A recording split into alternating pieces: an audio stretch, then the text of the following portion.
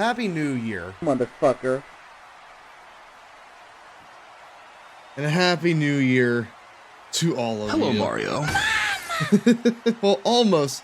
Is this how we're starting? No. I put a twist on it this time. It was a clever twist, as you just saw. Much like how it's a clever twist that I'm not yet up, right? That I'm not at my chair yet. But oh, ever the master of ceremonies that I am. Here I am now. Hello, everyone. My name is GirafaStev. I'm the president of the Long Boy Club, the large enjoyer and the long enjoyer of gaming, wrestling, trains now, and my stinky cats, and my dog as well. My dog is extra stinky. Tonight we are going to be wrapping up our season mode run in AEW Fight Forever with the Living Dead, They Hello, Mario. and Gentlemen. Abadon. Yeah, that's what we're gonna do. That's how we're wrapping up the 2025 year. And what a year it's been. It has been a year that has been full of challenges,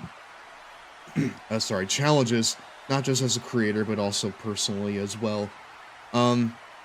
Before we get too deep into it, I just really want to say I appreciate all of you so fucking much for sticking with me all throughout this year. This year didn't really see a lot of growth. I didn't really see a lot of the kind of like output that I wanted, but I'm glad that we're, kind of like I'm back on the saddle. I'm glad that we just kind of, spent these past few months just kind of, doing the stuff that we know we're going to have fun with. And next year, I have some pretty big plans. Predominantly the Gearverse. The cogs in that are starting to go into motion, and by that I mean I'm writing out all the characters' lore. I've reimagined a lot of the characters a little bit. Gira in particular is just a fucking maniac now. I have just completely retooled his characters. I just completely retooled his character. And you all are gonna have to see what that is once I'm done with it. I also gave Gina a proper backstory. I'm gonna be giving all of them backstories. Some of them take like inspiration from like miscellaneous things that me and my friends have done. But again, we'll have to see how that pans out once I have it all done. It's probably gonna take me a minute, because I'm not expecting like a novel's worth of shit for like every character, but at least like, a little bit more than what I have been, I'm giving them so far. Just enough to make sure that they can all kind of exist within the same universe coherently. Well, coherently. More so just like, so that everyone is more obviously connected. And it isn't just like, one-off like cameos and stuff like that. I kind of want to do things with the shit that we've been doing. So yeah, keep your eyes peeled for that. I also want to do more charity stuff. I love writing. I feel this endeavor. Part of what kills me with my YouTube stuff, LMAO. As a creator, I feel like a big thing that you need to learn how to do is learning how to like self-edit, right? Learning how to separate sort of like the wheat from the chaff and knowing like what is worth including and what's not. Because I feel like, especially when you're making something entirely from scratch, that it's easy to get lost in the sauce and get attached to things when you've made them, right? And then when you go back and sort of read it through, you're like, oh, well, there are parts of this that I don't like.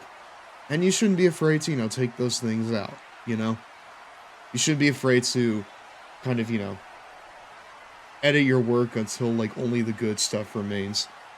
That's something I need to work on as well. 20 plus years into running D&D games, for sure agree. I get you. Absolutely. So damn, 20 plus years, wow. But yeah. Hello, Soul. Hello, Tom. Hello, Dan. Hopefully y'all are doing well. I'm doing well. I'm a little tired. Uh, I'm kind of coming off the back of, you know, a bit of a sickness.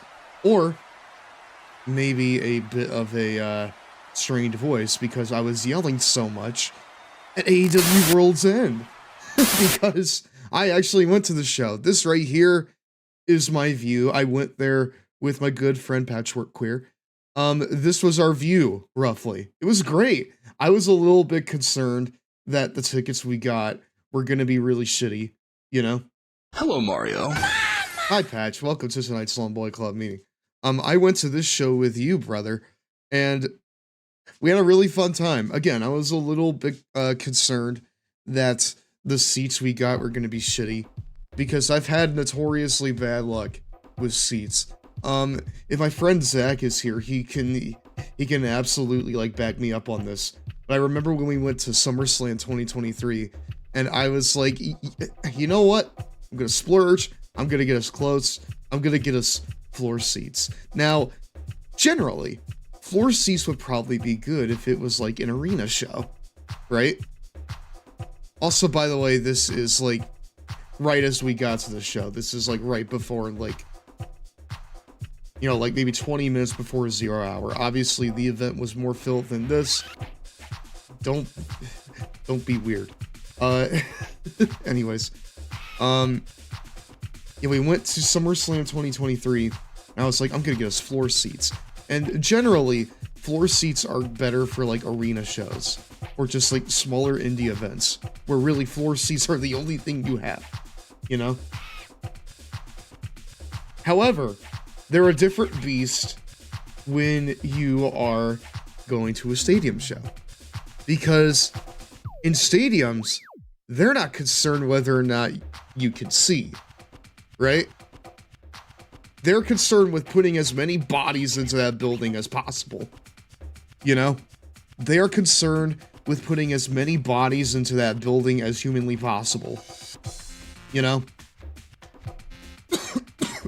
Excuse me. So, when I say floor seats, what I mean is that can range from anything between, oh yeah, I'm right up front. I'm literally like right behind the barricade here. This is awesome. To, wait, what the fuck just happened? Because I literally can't see anything. I have like scaffolding blocking my view. I've got like 20 rows of people blocking my view. There's a very large man in front of me. So like even if I was 5 rows, you know, behind, it wouldn't matter. Anyways, I can't see shit. The only way I can see anything is if I stand up on my goddamn chair. Like that's like the gulf of like seat quality there that we're dealing with here, you know? Yeah, exactly. Like they're not concerned about visibility. They're concerned about setting that sales record, brother. So like if you're, even for a 50-foot tall monster like me, getting those seats is really tough because I still can't see shit. And good luck if you're like sub 5-foot tall Zachary, right? He was not having a good time during that show. I think when he saw the seats we had, I think he just got like really grumpy because he couldn't see anything. Even when he stood on his chair, he really couldn't see much of anything. And I'm just like, well, poor Zach. poor Zach in 2023. Not being able to see Roman Reigns' entrance even when he's standing up on his chair, because everyone's doing like the finger point and blocking what little view we have. Jimmy Uso's shitty heel turn was thankfully like obscured from us because we couldn't see the show like 70% of the time. There was a point where we went up into like the rafters, right? Where we went up to like get concessions, and we just watched from like up top. And I was just like, should we just stay here for like the majority of the show? And while it was like better in terms of like, wow, we can actually see the ring, we could barely see the wrestlers. They were like little ants down there, you know? let you know that I just wanted to let you know that SMG4 ended on a very sweet note. Well, I'm happy for you, Dan. I'm happy that you got to have that. I'm happy that you got to have that little ending there. And hopefully that the person behind, you know, Super Mario Glitch G4 goes on to, you know, continued success with Glitch Productions. Which, funnily enough, I see toys of the Amazing Digital Circus at Walmart. You know? I didn't realize it was popular with kids. Is it popular with kids? Because all I ever see, like, talk about it, and granted, I'm not keeping up with what kids are talking about these days. Believe me, I'll talk about what, you know, the kids I know are talking about here in a second, brother. But I didn't realize that, like, the Amazing Digital Circus was, like, popular with kids. I don't know, I'm not a kid. Yeah, exactly. You're a fucking ageless creature, homunculus. What would you know about what the kids are into? What I do know is that a lot of adult animation fans are into the Amazing Digital Circus. You know? Granted, I'm kind of at a point where it's like, unless it is directly related to something I already like, such as Sonic, or wrestling, or, you know, something I grew up on, generally I'm not really interested in new cartoons, you know? I kind of feel like I'm past that point in my life. That's not to say that, you know, there's stuff I don't like. I've definitely had kids who were into it. Okay. Take this as a huge grain of salt. I heard McDonald's will be getting the Amazing Digital Circus toys for the Happy Meals in March. I would say that's a pretty decent barometer for, like, where it's sitting with kids, you know? I'd say that's a pretty decent barometer. Parents do not control what their kids watch. Granted, I've only seen, like, clips of the Amazing Digital Circus.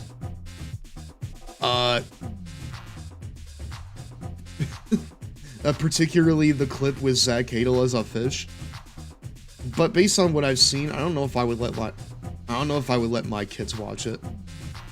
You know? But I will give it this. Compared to a lot of the other, like, slop on YouTube that's supposed to be for kids, it is definitely a cut above a lot of it. You know? Just by looking at it, I can tell you that, like, objectively, it is a cut above, like, at least 90% of, like, YouTube kids content. So take that for what you will. Take that for what you will. I'll see, you might hear my roommate in the background. We are sick in the house again. Now, granted, it is not as bad as it was last time. I still have most of the control over my voice. But, you know, we'll see how that shakes out. We'll see how that shakes out in the coming days. But for now, yeah, this right here was our view at World's End. The show was really good. The show was actually very, very good. If you were watching it, and you probably heard big fucking heat during, like, the Takeshita and Okada semifinal match. If it came across loud on the pay-per-view, trust me, the crowd in Chicago wanted Takeshita to win even fucking more than that.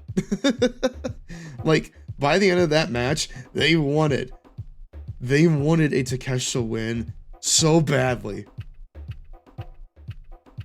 And then Okada pulled out the screwdriver, and that was it. That's all she wrote. But as a fun little wrinkle, Kyle Fletcher went for the screwdriver in the following match, and he couldn't find it. He couldn't find it in the turnbuckles, which tells me that there's big fucking communication issues within the Don Callis family. Oh, the dissolution of the group. You fucking love to see it. You love to see it. You absolutely love to see it. There's one new cartoon you should watch. I recommend The Knights of Guinevere.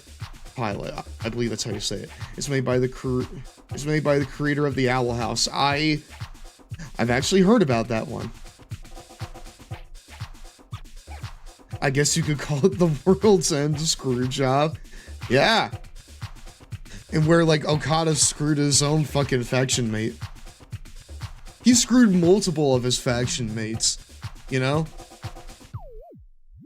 Like, yeah, Okada may be kind of like a winner in a sense of, okay, he can win a match, but he has to, for one thing, cheat to do it. And two, he can't fucking... Rather, like, this time, he wasn't able to take it home when it really counted. You know? Instead, we had Mox win it, and have a very hard babyface turn, which, you know what? I'm all for that. I'm absolutely all for that. I love it when Mox is allowed to be passionate, you know? I love it when Mox is able to show the fire that, like, made people like him to begin with, you know? Notice that people whine about Chicago trying to get itself over. These are honest-to-God wrestling fans. Yeah, dude, we were sat next to the smarkiest smarks of all time. We sat there with this guy who was talking about random GCW guy. Yeah, we were sat next to the smarkiest mark of all time. However, he wasn't so smarky because I had to, like, semi-explain to him what fucking, Moxley went, it's Moxin time, and he moxed all over the place. And it led to the most organic face turn in AEW this year, I feel like. Because I feel like Takesha's been, like, building to that face turn for a while, and it's been very apparent, right? But this right here, this just, like, solidified that people were ready to see him turn, you know? Like, he showed the kind of fire that only a babyface does. And then you have Mox just, people coming back to his side throughout the night, and then he cuts that big passionate promo at the end. It's like, there's no way that Mox can be a heel after this, right? He cannot be a heel after this moment. But that begs the question, what is next for the Death Riders, you know? Because, like, I can accept Jon Moxley as a face, right? What I can't accept is the Death Riders being face, you know?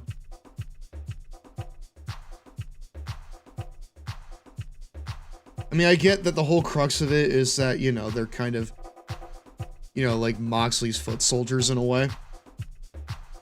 But I feel like right now, the babyface, like, ratio in AEW is pretty top heavy. You know?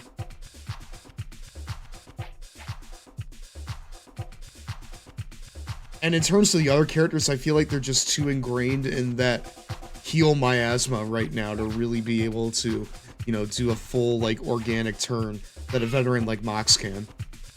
You know? Because I feel like there are only a select few people in AEW that can do what Mox did, you know, at the pay-per-view. Because Mox has the advantage of being, once upon a time, beloved by the fans. You know? And that went away, you know, shortly after the Death Riders stuff started.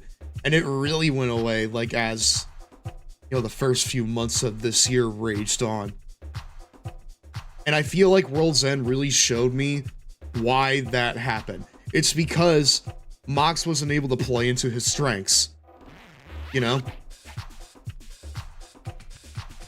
The, like, first half of the Death Rider stuff just showed him running away from his strengths.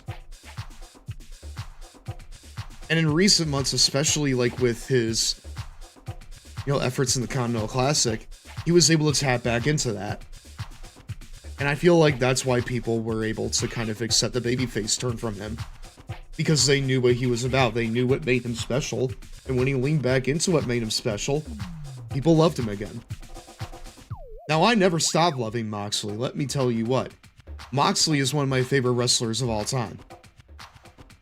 I feel that his story is super inspirational just in terms of, like, you know, a portrayal of positive masculinity.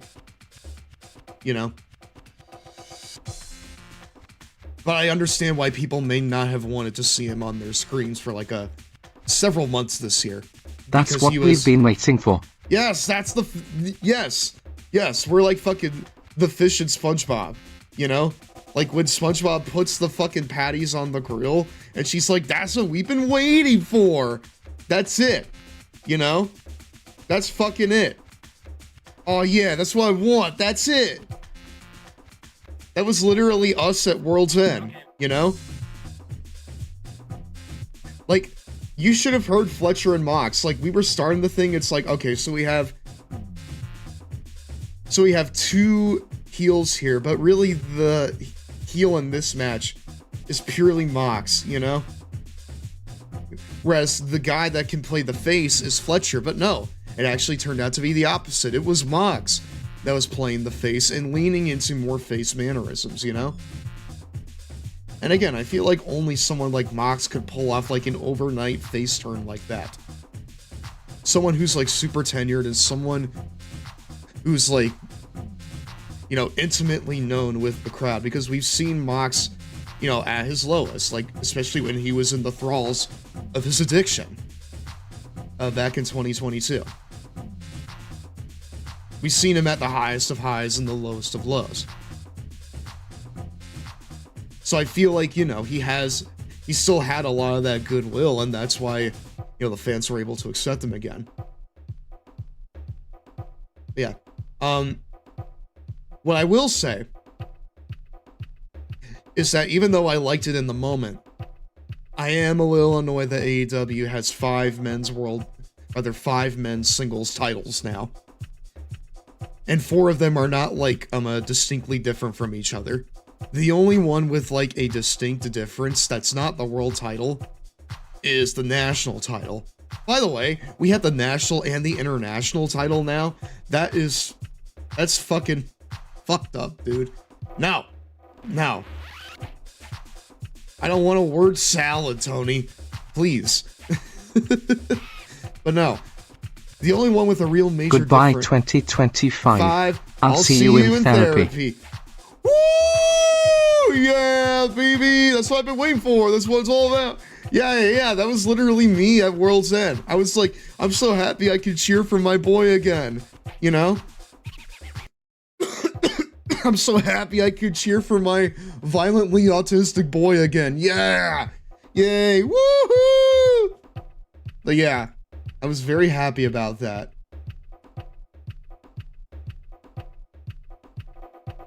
But yeah,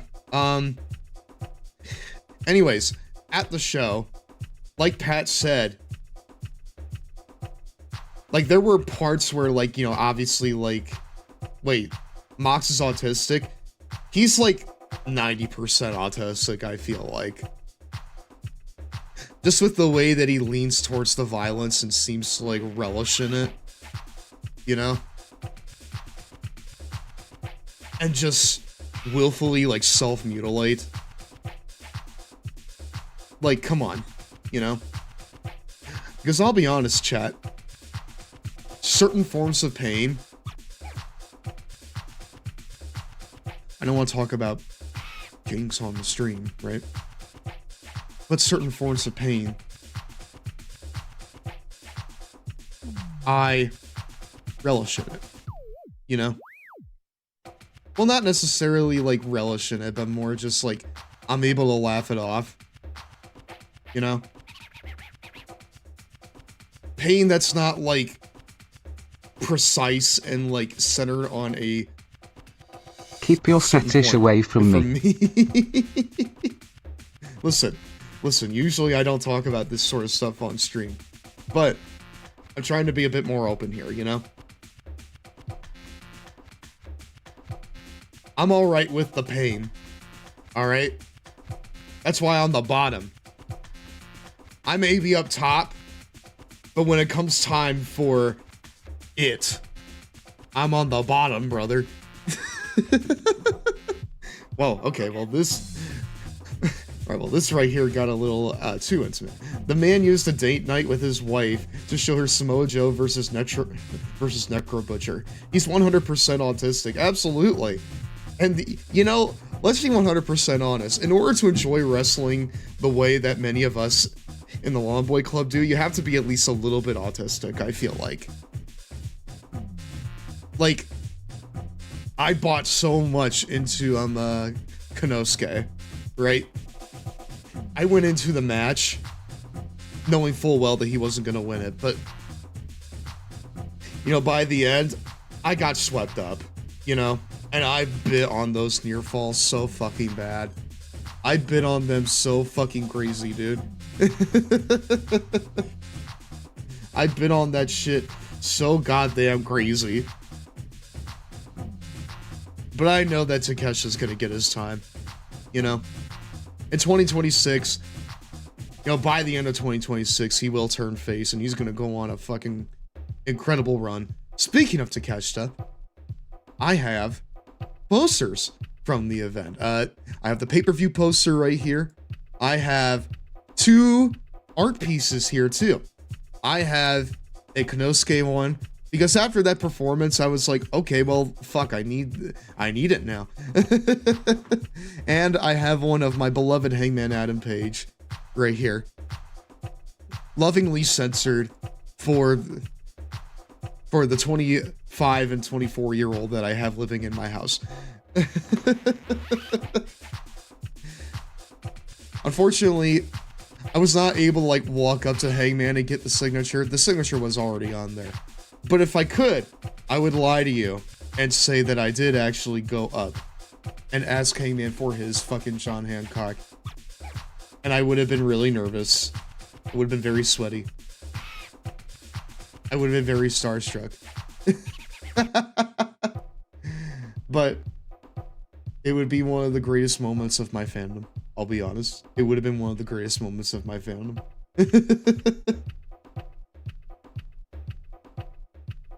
It would have been one of the greatest moments. And also the Takeshita one is also signed. The problem is, I don't know where I'm going to hang these guys, right? There was a meet and greet, but it was for the Outrunners. Yeah, and you know, I like the Outrunners, but I don't like them enough to stand in a line for 45 minutes, you know? I don't like them enough to stand in line for 45 minutes to get a picture with them, you know? Surprisingly, even though they were doing like the meet and greets, if you got them framed, I just put them above your computer. Well, it's funny because like, for one thing, I do have them framed, as you can see there, but also I have like foam padding in front of, you know, my computer, or you know, I'm behind my computers here from like top to bottom on my wall for like sound absorption, you know? That's right, I'm not like raw dogging this. I've been professionaling this shit for nearly 5 years. For nearly 50 years, I've been professionalizing this fucking stream setup for all of y'all. But yeah. I need to figure it out because to my right, I have a little like, rather to my left and right, I have horse sections, right? I have like sections for different horses. I have one for Twilight, and I have one for Fluttershy. Although granted, I am at a point right now where I'm not really going to grow them anymore, because I'm not going to go to any more pony conventions. So, I've been thinking about just taking them down, maybe selling the prints, and replacing it with even more wrestling shit. Because here's the thing. I love horse, rather like I like horse, right? I like ponies. MLP has done a lot for me over the years. But I live and breathe wrestling. Many of you know this by now, you know? You guys know that by now. I live and breathe this shit. I don't really live and breathe horse that much. Not unless I like tangentially related to wrestling, right? So I don't know, I've just been kind of thinking about redoing my space, maybe putting up more prints. Because obviously I'm gonna go to more shows. And maybe it would be fun to just deck out my fucking streaming area. Wait, you're into wrestling? Yeah, man. Yeah, I fucking love it. Now then, I need to learn who Jesse the Body Ventura is. Otherwise, I won't be a real wrestling fan. It's break time.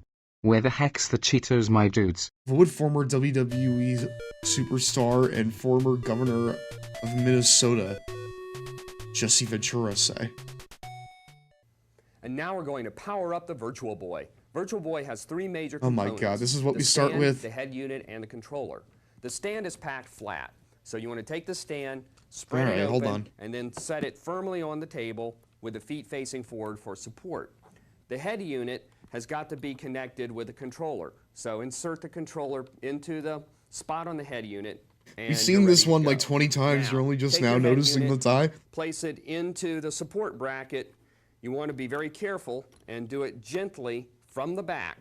So you tilt it in first, then push it down. There's a little spring in the back here that you can push down to open up the support bracket so it doesn't go in tightly. Release the spring, and then gently tighten it up with a tension control knob here on the side. Once you feel tension, just turn it slightly upwards until it catches. You don't need a lot of tension here. It just needs to support itself. The next thing you want to do is load in your batteries. Your batteries are in the controller and the front panel. Press the panel down, gently push it up, and your batteries will load into the slot here, 3 up and 3 down. Push it down, click it in place, and then you're ready to go. The final thing is to put your game cartridge into place. The game cartridge goes into the slot underneath the Virtual Boy. Now you have to be careful when you push the game cartridge in. You want to make sure that it connects firmly all the way in the back, because if it doesn't connect properly, when you turn it on, you won't get anything. So you want to make sure that the game cartridge is in place properly, so when you turn it on, you hear it. Virtual Boy does not have a video output port because it would only send out the signal of one of the layers of the 3D graphics. Remember, the images of Virtual Boy are created by your eyes, which combine to separately excuse me, we're project back, the my LED dudes. images from both sides. What we're showing you here is some exclusive footage of some of the upcoming Virtual Boy games. We obtained this footage with our cameras at E3, so please be aware that the images captured here do not in any way recreate the actual 3-dimensional elements of the game's graphics and gameplay. So far, we've played Mario's Tennis, Galactic Pinball, Red Alarm, and Tolero Boxer, so stick around and see our ratings on all these games and more.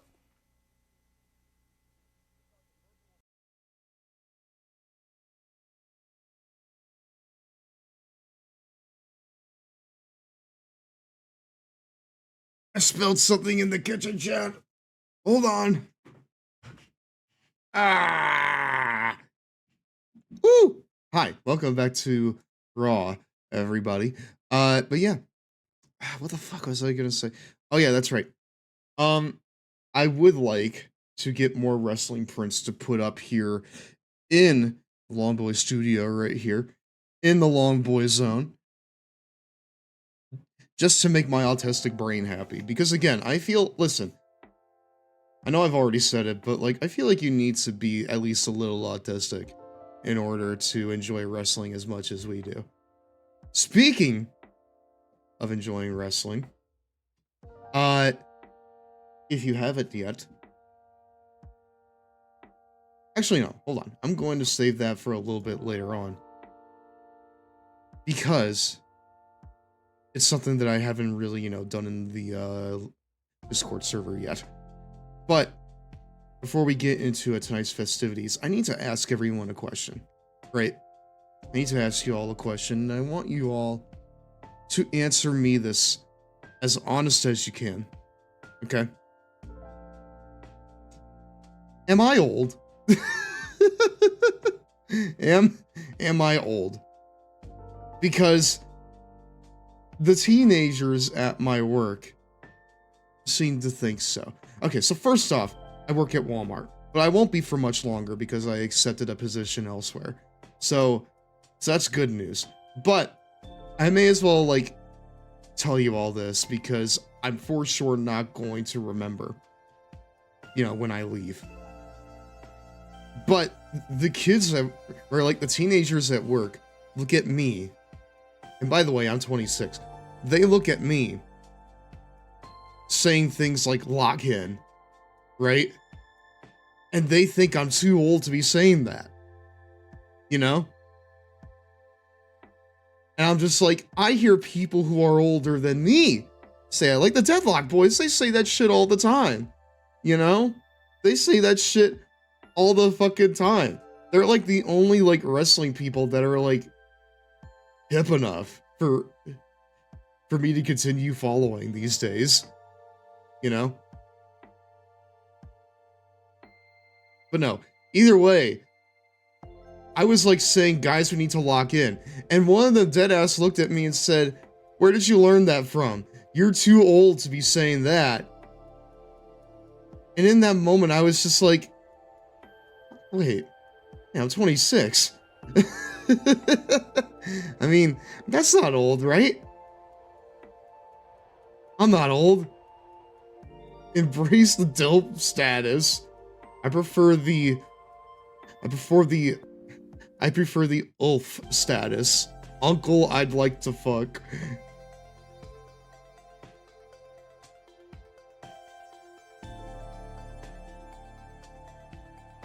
Because let's face it, I'm not having children. Dill. Dad, I like. No, I'm not.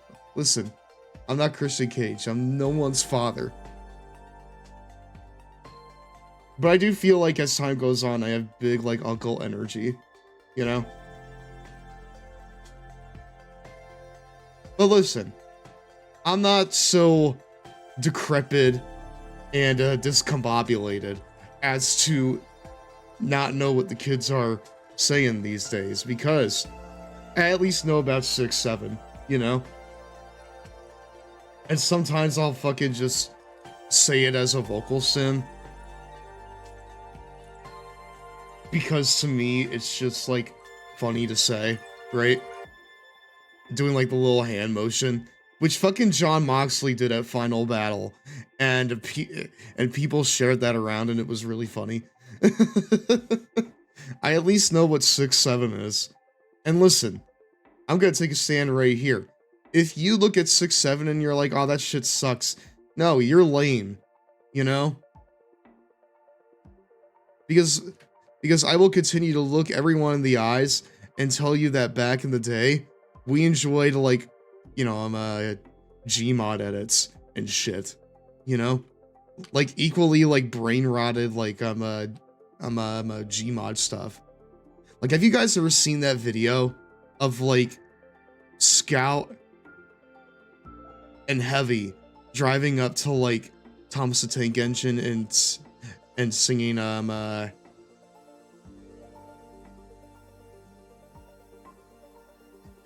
We Like to Party at him, and then Thomas turns into a tank and fucking kills them?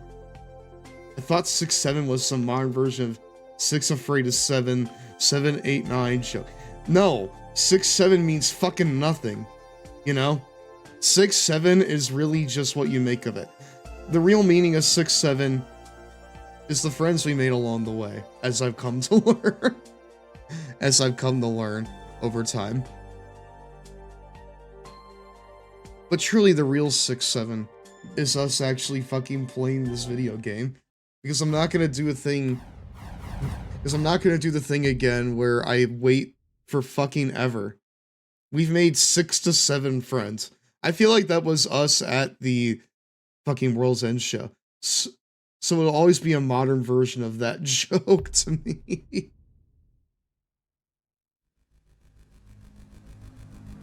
Oh my god, I forget. I remember. That's why I ducked out, because I didn't want us to start on, you know, like Abadon's incredible face here. I thought about getting that GCW guy's number, but let's see real. I'd ADHD that shit right out. Same. There are many people where, like, I told myself I would fucking get their numbers, and it just never happened. You know? And even if I did, I would never contact them. Following contest is set for one fall. Oh my god, the whole holy based match right here, chat. Wow. Making her way to the ring. But no, like literally, like the guy that we sat next to, he was smarked out, you know? He was like super in the know. Luchasaurus. I was shocked at how much ball he knew, you know? Big fucking hoss fight here, dude. Wow. First strike. Nice. Oh, hey. Hey, the bite. The bite to Luchasaurus. Wow. But no, holy based matchup here to start us out. That being said, I'm gonna kick Luchasaurus's ass.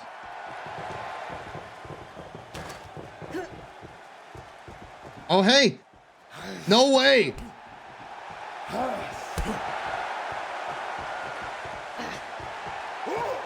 Oh, hey! Oh! Dude! Holy shit! Real fucking grabs here on Collision. Or Rampage, sorry. This game has no commentary. That's fucking wild. It's funny because, like, if you play an exhibition match, you know, the commentators might say, or like the commentators will say like a one-off line after the match. And one of them is Jim Ross being like, oh wow, well this was such a good match. I'm so glad I was here to call it. And it's just like, you called nothing, JR. You took like 5 cups of prune juice and then you fell asleep. And don't you dare say that the prune juice could have used some of your good old JR's barbecue sauce. Because, dude, that right there is your solution to fucking everything. You know? That right there is your solution to everything. Just slather it in barbecue sauce. At that point, do you even like food? No. No, you just like barbecue sauce, you narcissistic fuck.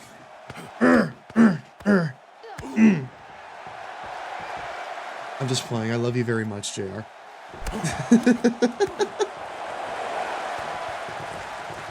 But no, like, it cut on that same topic, right? On that same topic. Whoa! Holy shit! That was an incredible catch. Come on, Luchasaurus. Let's do some real fucking grabs here. Pin! 1, 2. Okay, I was about to say. Oh, shit. But yeah, literally just like real life, I'm Jim Ross. Oh, hey! Hey! Hey! Nice. But yeah, this game has no commentary. Normally it would have... Normally it would have like music, but I turned it off because of copyright. No, we're actually like working a match here. Damn. Come on, I need to do my shit.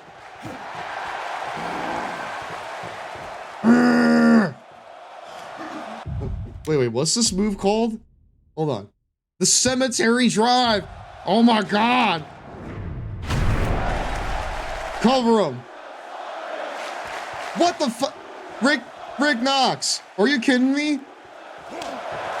Fine, you know what? I'm gonna let you get your shit in, Luchasaurus.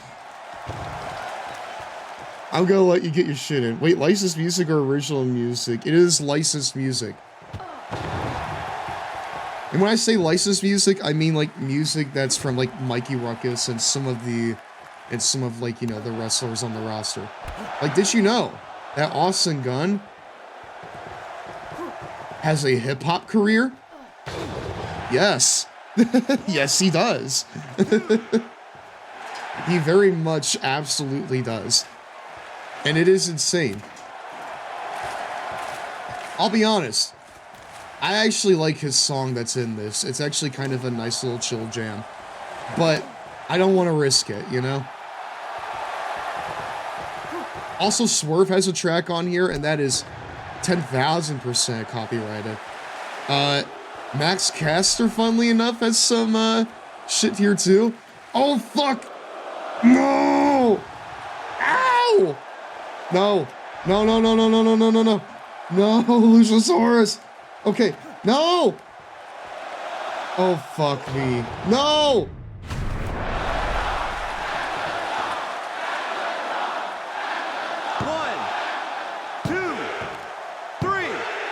Fuck the dude. Mashing is absolutely bad in this, dude. Wow. Okay, well, you know what? That was probably the most competitive match that we've had so far, so. To be fair, Fire Pro's not a great game for casual wrestling fans. No, it is not. And even for like hardcore guys. What do they say, Excalibur? Not ready for prime time? Maybe that's Abadon to a T. I'm the women's champion, dude! Way to fucking bury the goddamn champion, Taz. God damn. Give you an advantage in your next match. How about this, JR? I'm gonna go and do a goddamn TV talk show. Morning TV talk show in Toronto, Ontario. We have AEW's Abadon here with us today. You know, I'm fascinated by you wrestlers. Always traveling from town to town. Does it ever get lonely? Friend? Does love ever blossom between wrestlers? After all, fit, attractive people hanging out, things happen, am I right? What is love? Love.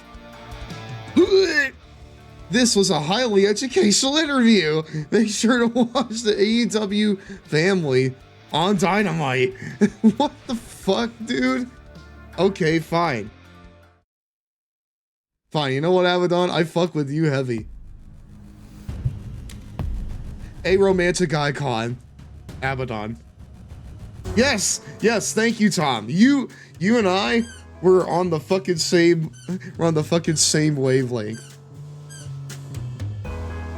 Abadon is a fucking arrow ace icon for the ages. Intrigued to grunt. Let me know when you need more napkins. Enjoy. Wait, what did we just eat?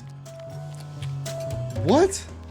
French fries. Oh, poutine. French fries and gravy is a combo so nice it can only come from Canada. Topped with proteins or cheese. You'll never look at potatoes the same way. Non-binary, asexual, era ace.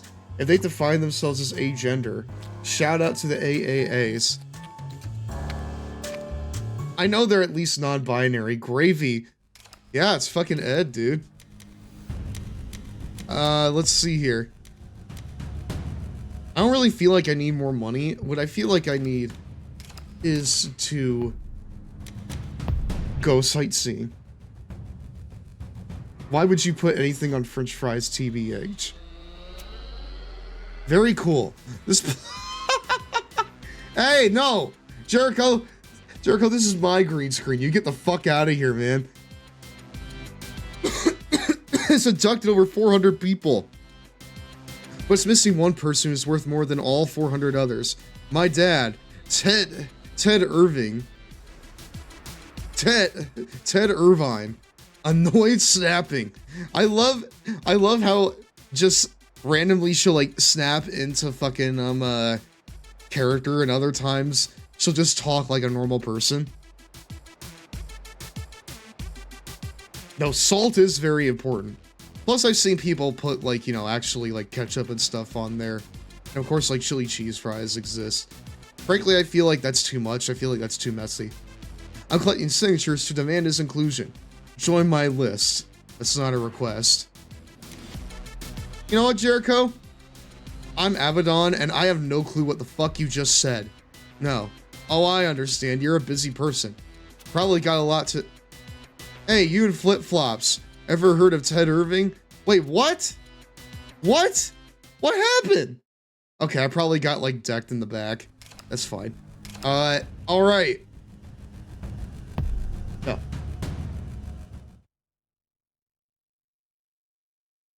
He was in like the middle of something and I fucking interrupted him. Oops, my bad. This bout is set for 1 fall. Fucking Jungle Boy again, dude. I feel like the game has given up on like pitting us against women. It saw how like thin the roster was in terms of women.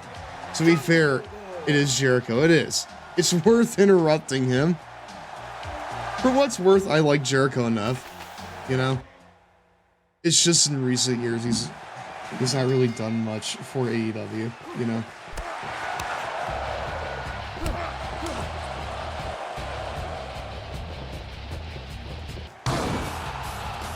Speaking of Jericho, I've actually been reading the AEW book. Oh, hey. Hello.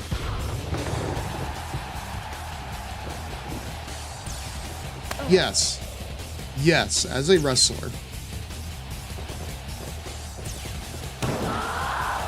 Yes, I mean he's done a lot for the company as a wrestler. Oh, the timing, synchro of that hit with the music drop. I know, that was fucking great.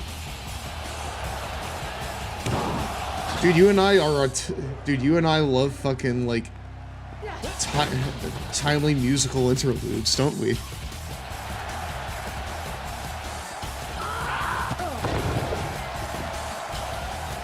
But no, like, I always... On the subject of, like, my coworkers being, like, weirdly ageist, I always feel like... And to be fair, I'm also not immune to that myself, you know? I myself am not immune to that. But I will say it does feel like that the barometer for old gets like bigger and rather gets like smaller and smaller like every few years or so, you know?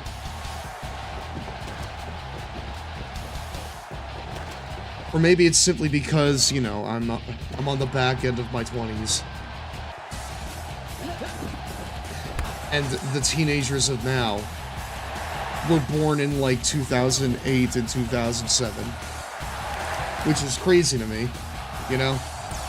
Because for like a long time, people just stopped being born after like 2001, right? In my head, we all just stopped giving birth after 2001. 2003 at the latest, you know? So like when I look and I see people who are working at Walmart, and they're like, oh, I was born in 2007. It's like, no, the fuck you weren't. You should not exist right now. At that rate, you should still be at mom sucking on your binky. You know? At that rate, you should still be being breastfed by your mom and sucking on a binky. Because people like you don't exist to me. To me, that's just weird.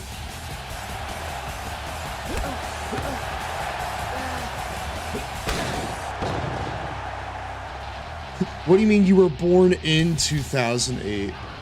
No, I was in kindergarten at 2008. What do you mean you were born in 2008? I was in kindergarten in 2005, roundabout, you know? Like, to me, that makes no sense. Ah! Ow! No! No. Ow! Zelda. Hashtags. No.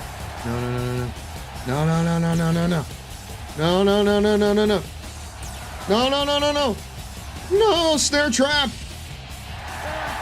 Snare trap. No.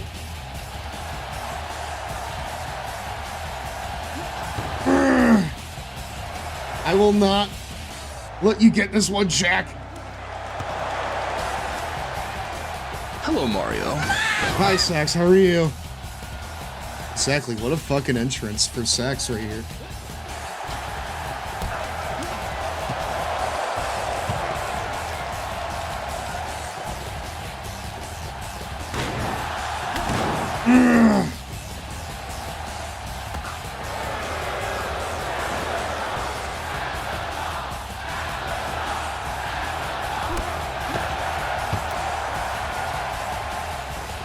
We're playing as the non-binary icon, the one that we showed the video, the one that we showed the video of to you, a couple weeks ago.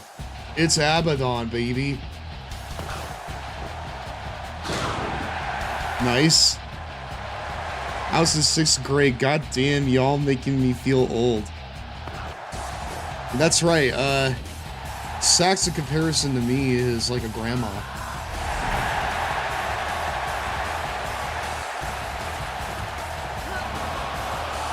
I couldn't beat Luchasaurus, but I'll fucking beat you, Jack. Come on. You fans are so fickle. Man. What'd you say, Sonny?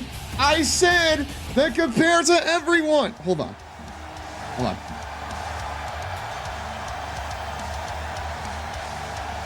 I said that compared to everyone here, everyone I know at least, you are a grandmother. I was a sophomore in high school. Dude, I was like finishing up elementary school, I feel like, at that point in time. Hold on. In 2008, where the fuck was I? I would have been like 9 years old. So like, no, I would have been like 10, yeah, 9 years old. I'm a fair godmother. Well, gosh, I sure would love to be able to grant wishes. Oh, bless it. You know what?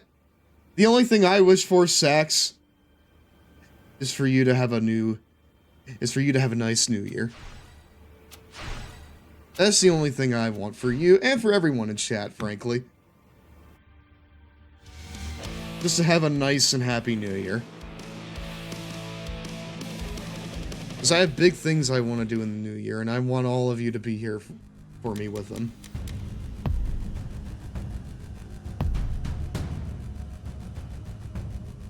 Well, thank you, love. I wish you a happy new year as well. Oh, hell yeah. Oh, god damn it. Chuck Taylor. Skeptical grunt. Here's y'all's fried chicken. Thanks, Darla. Smells great. Always a pleasure, Chuck. Enjoy. Ah! Once you try it, you won't just remember Darla. You'll propose to her. You wouldn't be the first. It's that good. Oh, hell yeah. Chicken. Man. Animalistic grunting noises. Eating noises, really. The birthplace of fried chicken is still the undisputed champion despite the dish's worldwide popularity. You just can't beat the classics. Cool. Stop playing your saxophone so damn loud. But no. We lost power here. Yeah, with Sax's entrance. Dude, that shit. The real picture of fried chicken ain't no way. Dude, anytime you get food in this game, it shows like a high-res photo of what you're eating. It's crazy.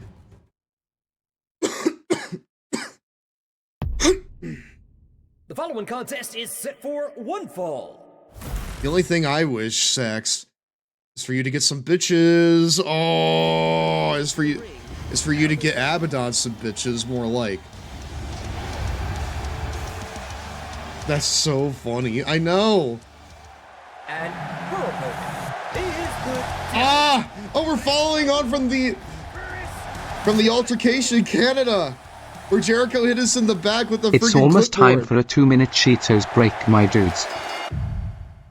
I don't really want to start the match. I think Abadon gets enough bitches without any help. I will say that Abadon is a really good... It's break time.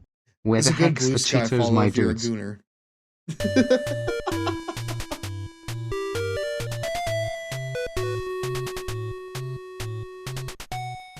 Imagine a skateboard without wheels. As for me, I got used 3 as a partners, so single I guess I ski do get board. That's the bitches. concept behind Cool Borders.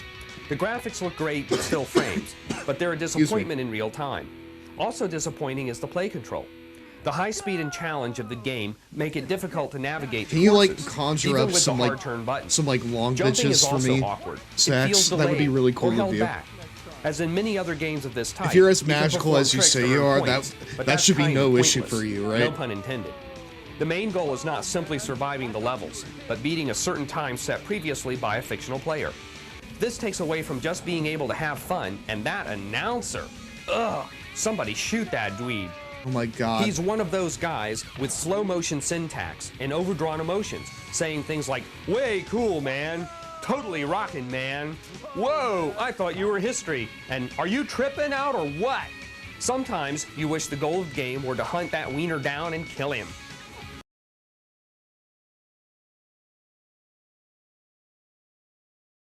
I don't know why he's so violent, chat.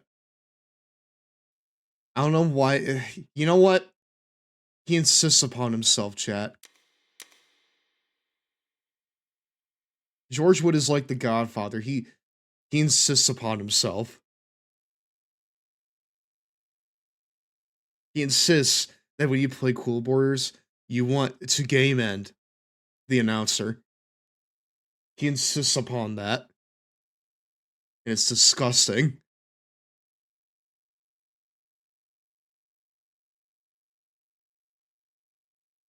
It's absolutely vile and disgusting trash. Oh, hey. Are we back? Nom nom. Oh, excuse me, Hey, we're cool. back, Welcome my back to Raw. dudes. Alright, let's go ahead. Whoa, are you tripping out or what? Yeah, exactly. Like, he'll fucking see that, and he'll be like, alright, it's time to commit a violent act. You know? I did not care for gaming in the Clinton years. Did not care for it. Okay, we'll explain why. Well, George Wood, he insists upon himself, Lois. He insists upon himself. All right. Hold on.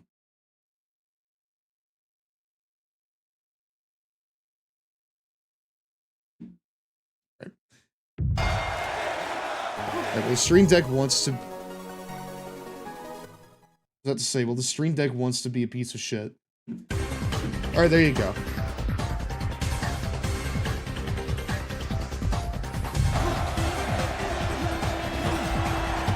Ad playing for spam before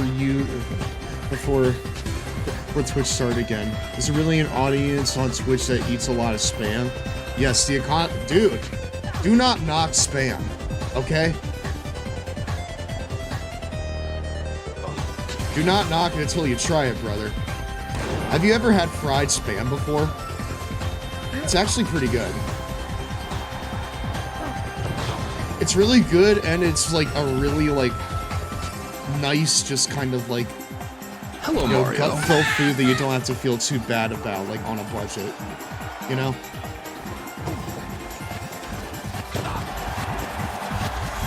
You put some like Lowry salt or like fucking garlic salt on that, with some pepper. It's money. It's ace, you know? Peter Griffin. I did not care for Sonic Adventure 2. Okay, well, you know what? At that point, I would just have to fucking just allow Peter to fucking drown at that point, because you don't come into the House of Lawn and say that shit without repercussions, alright? Even as someone that largely enjoys, you know, Sonic Adventure 1 more than Sonic Adventure 2.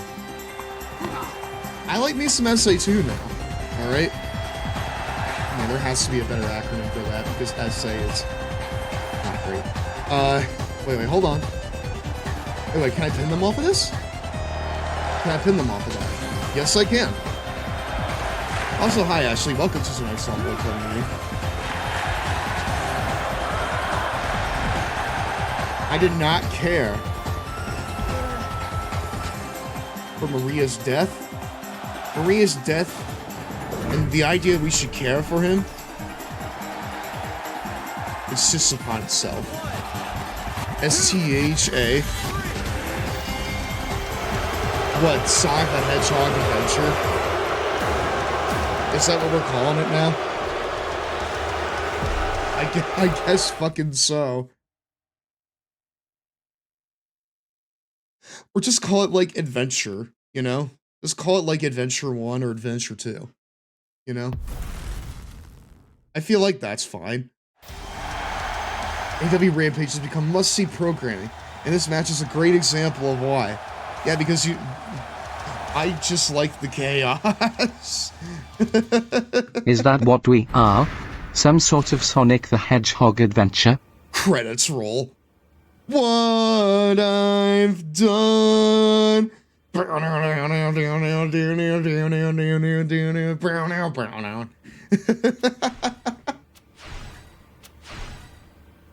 Across this Not the new chaos, the divide. chows.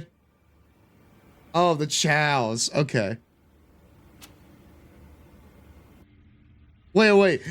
How many? Wait. How much of something did I just get? 666 of something?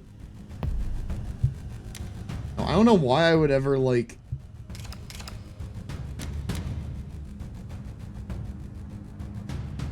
Allows you to Chat, I'm about to squash whoever this poor sap is. On Dynamite. This shit's about to go tits up.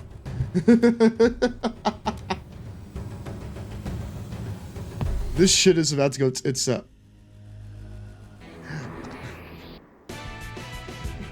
I backed at least one Chow Garden style Kickstarter. There's one that's... there's one that's being made by Chow Mix right now. I think it's called Star Garden or something like that. Chris Jericho lost. Oh man, this is worse than the time I started that vlog with Marty Jannetty. Our final question for nurses to it. Wrestling looks painful. How do you stay healthy? Growl of sorrow. On behalf of the university, we thank Abadon for speaking with us today. Thank you so much. Hell yeah. She's very insightful. No, the wrench icon. Oh. Well, that's for, like, upgrading, like, your goddamn stats and stuff like that. But, like, canon wrestlers can't unlock that stuff, which is very frustrating.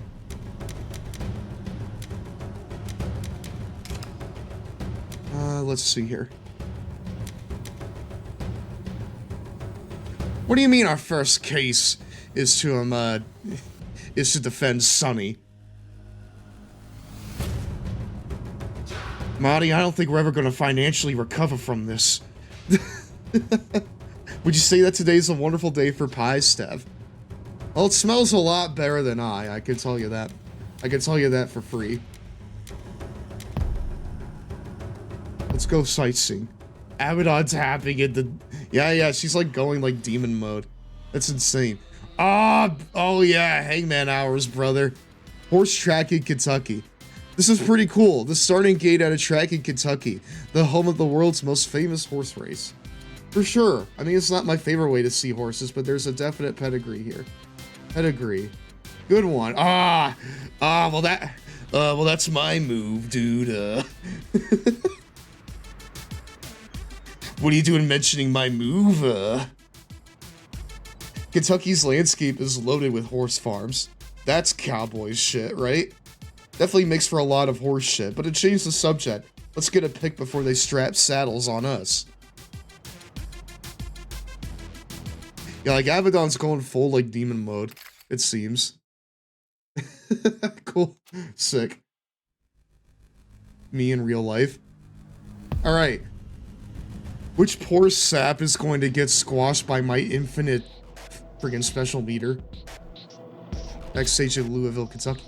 I surprised some people last week when I declared my intention to revive the exploding barbed wire deathmatch. Excited yell? You need to... You need to stay in your lane, Abadon.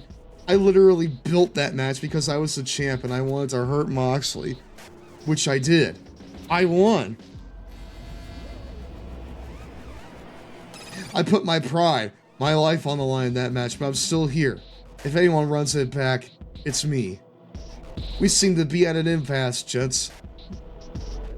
So let's all compete in tonight's main event and see who gets to make what call. You know I'll be ready to go. Booking more matches? You're not an EVP.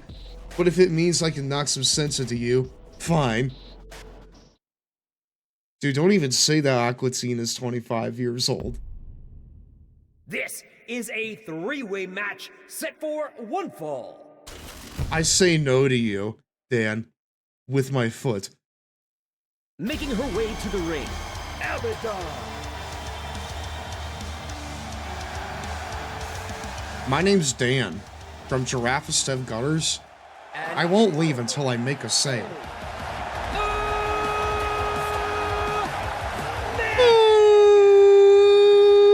Ooh, yeah.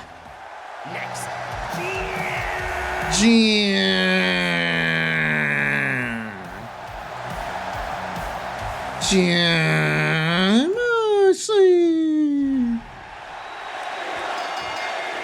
Now don't you fucking say that, dude. It don't matter. None of this matters. Okay, I'm pretty sure. Wait. Hold on. Dude, are you kidding me? I could just finish or spam both of them. I can just finish or spam both of these guys. No. Dude, I could just finish or spam both of them. That's insane.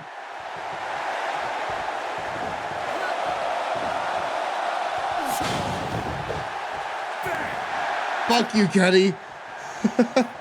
What happened to my freaking car? There's a freaking Easter egg in my yard. Hey, ow.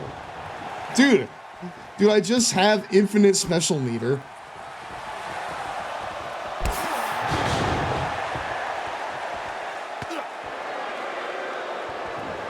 I'm about to squash both of AEW's like main eventers here in one fell swoop.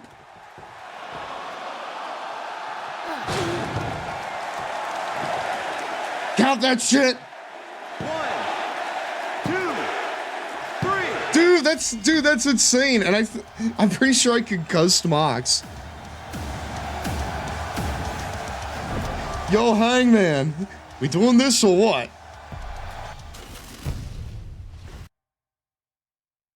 Look at him and tell me there's a God. Swerve needs to learn some morals and values. Look at him and tell me there's a God. He made me in his own image. You have a good night, Patch. Abadon antagonized and beat Moxley and Kenny Omega tonight. But what of the exploding barbed wire death match? I'm pretty sure that we've fucking, like, established what this means for the exploding barbed wire death match. JR. Oh, but what does this mean for the exploding barbed wire death match? Well, if you didn't drink 500 cups of prune juice and then fell asleep, you would know.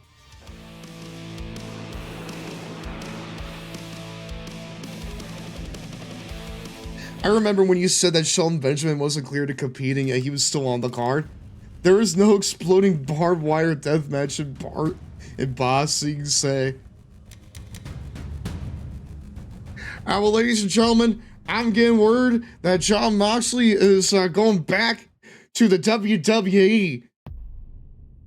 And he's bringing some of JR's good old barbecue sauce to add to his gimmick. Making her way to It's going to be a real slobber knocker, I'll tell you what.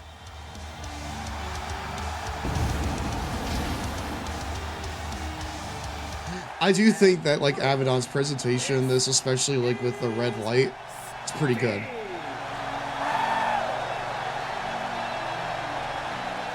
No, like, JR needs to watch the fucking product, dude.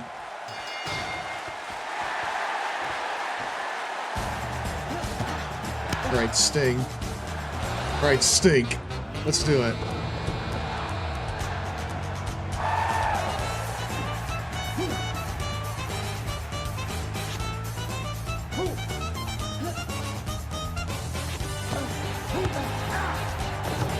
Okay. So, yeah, this right here is why I'm having a retirement match, Sting. This right here is why you're putting Abadon over on your way out, okay? Nice. Those stink. You stink. You stink. You stink. One of my favorite, like, TNA AJ Styles promos, that are just, like, any one of the promos where he's addressing Sting. He fucking has, like, the Adam Cole problem, where he'll, like, just, like, pronounce certain words wrong all the time. Just because that's how his accent is. Because, like, Adam Cole, whenever he was talking about Raw, he calls it Monday Night Raw. And AJ, like, puts a heavy, like, emphasis on the G. So anytime he says Sting, he says Stink. So he's like, it's you, Stink. There is no Claire Lynch and Boz Sing say.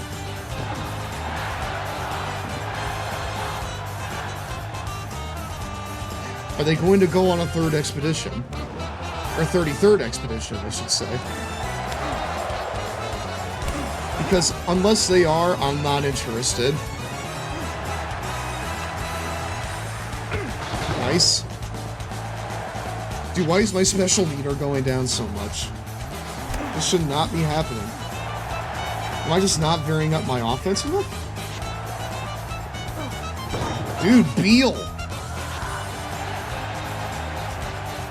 The Beal from Abadon is crazy. Nice. Ow! Damn!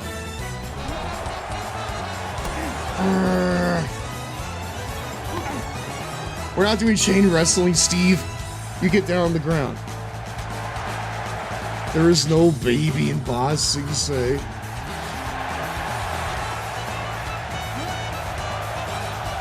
Are we talking about the baby in Boss Sing Say yet? Fuck Sting.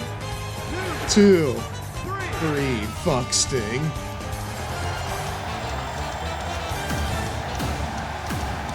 So chat, I need to go and take a poo. I need to go and take a poo, chat. I'm sorry. I don't want to brown myself on stream if that's alright. I'm going to go ahead. And that's Rampage for tonight. Hope you enjoy it. What am I saying? What the fuck? Forget about it! Taz! Okay.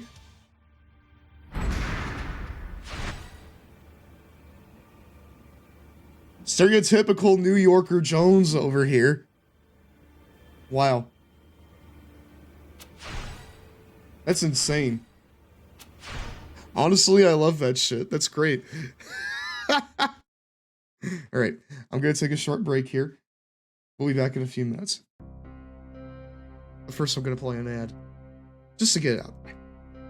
Be back in a few minutes. You mean you don't have a portable toilet strapped under your chair? You're a terribly prepared streamer. It's break time.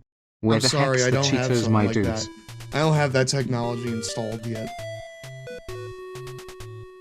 Maybe with enough ad This money, one's a I'll be devil able to. explain, so we'll let the game itself do the talking.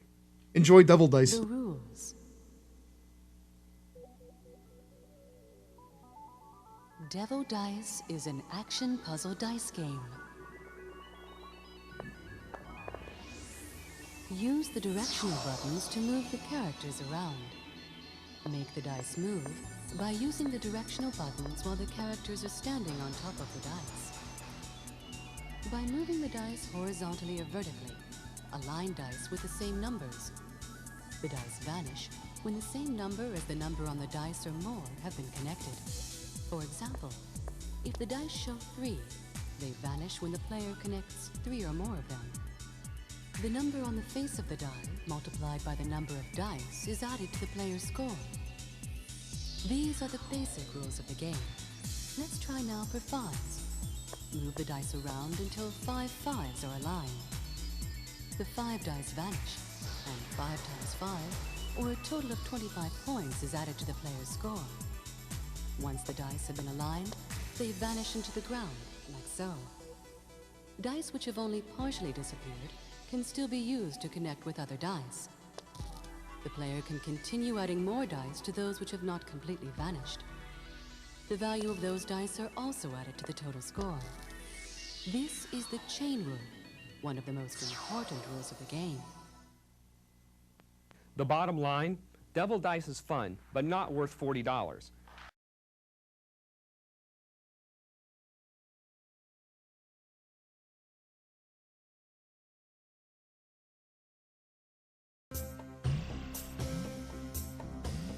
Om nom nom, oh excuse me, we're back my dudes.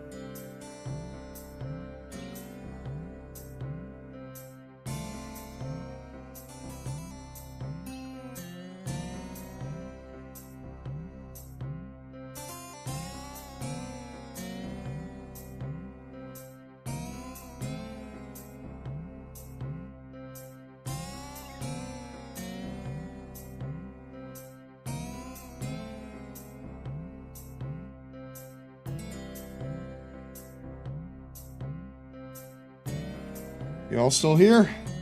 Because I'm back. Hi, welcome back to Raw. Okay, so while I was on the John, I was kind of thinking about my favorite Aqua Teen episodes, right? Oh wait, hold on. Oh hey, well that's actually kind of neat. I forgot that I mapped my button to that. Anyways, I was thinking about my favorite Aqua Teen eps, and I will admit that a lot of the show is a little hard to go back to because, you know, just some of the writing hasn't like aged particularly well. But I will say I always fucking belly laugh over the episode A Public Enemy Christmas, and where Shake like fucking gets the private information of the members of the Public Enemy to make a Christmas album in the Public Enemy's name, so that way he could get rich off of album royalties. And him and Meatwad go into the fucking studio to like record shit, and Shake is just such a terrible rapper. It's so fucking funny. My favorite part is when they're in the fucking playback room and you hear like what the sound engineer did to it to make it at least a little okay, and he couldn't fucking do it. It still sounds hilariously terrible. And like after that, Shake is like, How do we get what you just did into stores so that people buy it and I get money? And the producer's like, sir, it's only 12 seconds, you know? And so he has to like go back into the studio and record more music. And so he just starts rapping about like what's right in front of his face. Like, I have a mic stand. This chair doesn't provide good enough lumbar support. Shake, when will the drizzle be introduced into the MCU? I'm pretty sure the Fume is more iconic. I think that he's up first, you know? I'm pretty sure that the Fume's up first, brother.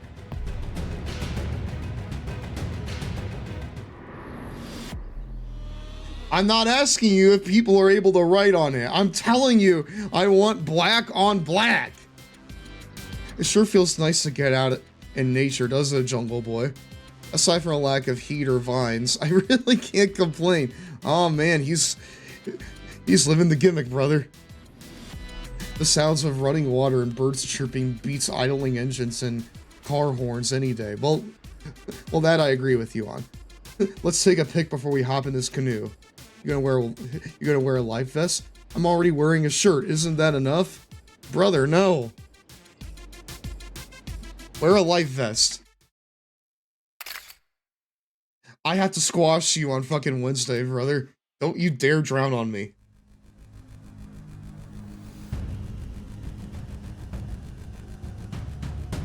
Did you go to the Quickie Mart to take a poo? Bro, only the best poo of all time. Alright, what the heck are we gonna, like, eat in Minnesota? Grub Informer. Browse. Where's that persimmon? Here's your Juicy Lucy. It's a cheeseburger with the cheese is baked inside the hamburger patty. Sustained gurgling. It's a Minneapolis original. Enjoy. Oh, I've had one of these before. Dude. These are good. But wait, this right here is a Minnesota. How this bar food legend has it spread beyond Minnesota is anyone's guess. I feel like I've had one of these before. This feels like something that's way too, like, Americanized to not be elsewhere, right? Alright, we're going to go and have a workout in our wrestling gear, of course. Minnesota!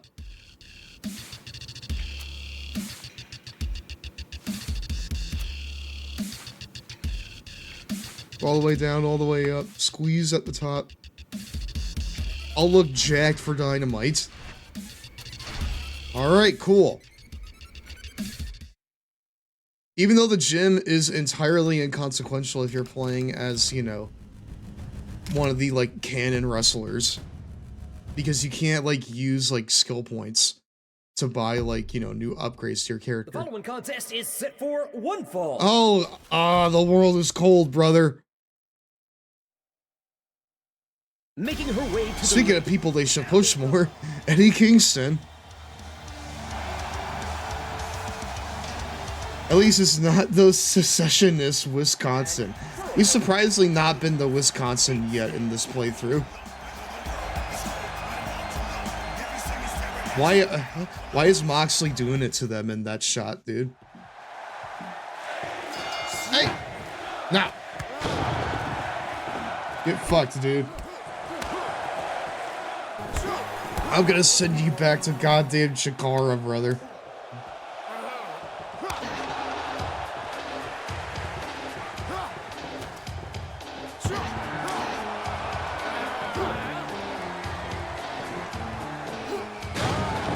Also, I don't think that Kingston ever had, like, that dragon sign on the back of his singlet there. Did he? He might have. Also, my chat is full of purples and reds. It's all, like, colors that are, like, adjacent to fucking red. They're either red or red adjacent.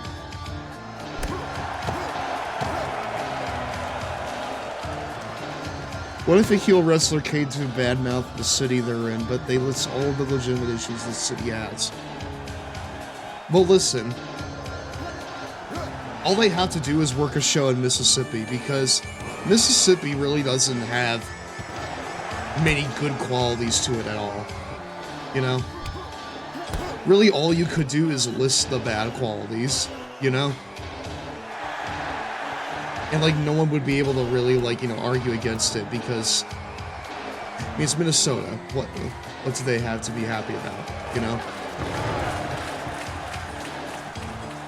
Oh man, I found a rat in my toilet today.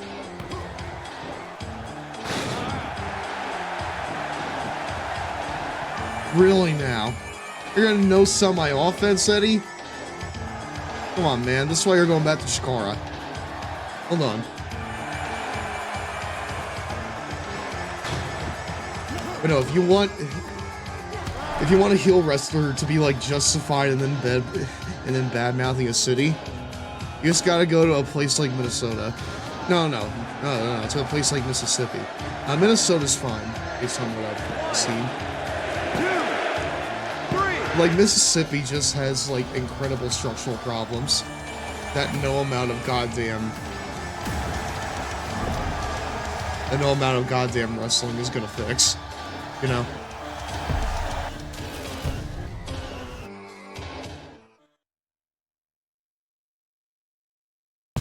Like, that's really all you gotta do, I feel like. Abadon almost seemed more interested in fighting Jon Moxley than the actual opponent in the match, Eddie Kingston. I mean, I'll be 100 with you, Jim. I forgot that Mox was in this match. I was 1000% focused on Kingston. Jon Moxley wanted to scout me tonight, so be it. He better scout a good emergency room next week in Chicago, too, because I'm challenging him at Revolution to an exploding barbed wire deathmatch. Abadon is telling you how to react. Please, boo. Yeah, Abadon! Fuck yeah! Woo! No, you're not supposed to do that. And Jeff comes to my city and rants on all the cracks and potholes that barely get filled. I mean, do you feel strongly about the cracks and the potholes that don't get filled? If so, well then congratulations. He is speaking for you, my friend. Alright. So, like, my question at this point, right, is are we ever going to wrestle another... Hey! And literally just as I say that, we are going to... A ladder match? Against Jade Cargill? Making her way to the ring, Abadon.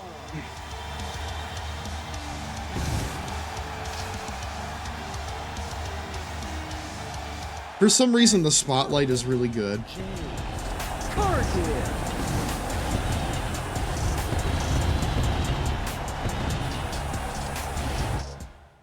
I don't know why, I just really enjoy... The double or nothing chip is hanging high above the ring. Alright. So, like... I'm gonna be honest with you, chat. I have no clue how to win this fucking match. I have no clue how to win this goddamn match. Like I know what to do, right? But I don't know how to, like, work the ladder. Can they coexist, Smash? Boy, these are always dead. Alright, well, don't watch my booking in TNA in 2004, brother. Actually, no. I haven't booked too many of those. In my defense, I've not booked too many Can They Coexist matches.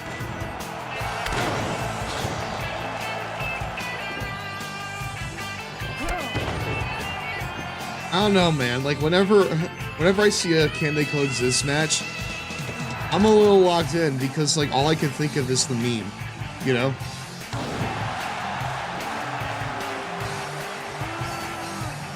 All I can think of is how funny the fact of them doing it is in the first place. Oh my god, my goddamn color scheme for the ladder.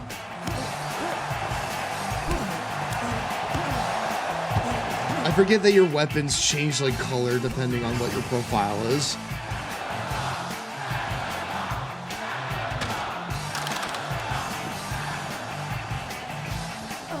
Wait, what? Okay.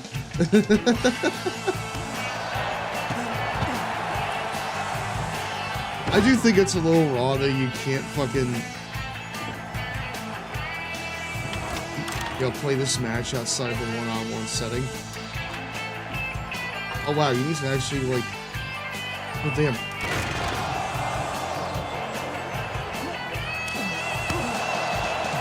I think it's a little bit, like, raw that you can't fucking play this match outside of a one-on-one setting. Oh damn, what the fuck?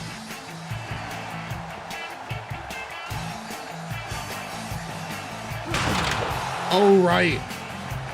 I forgot that, like, there's, like, damage done if you do, like, a move on a... Other if you do moves on a weapon. So what happens if I, like, wheel her onto this? Ah! Hell yeah, dude. That's actually sick as hell. Wow.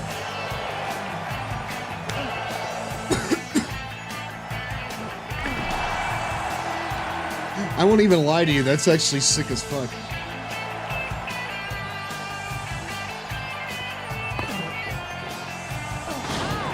Nice. Now what if I do the face buster to you on the ladder? What do you think about that, Jade? Yike! Ow! Damn, okay.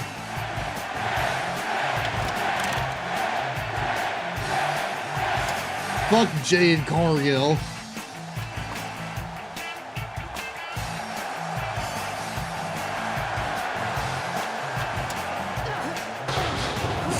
Ow! No!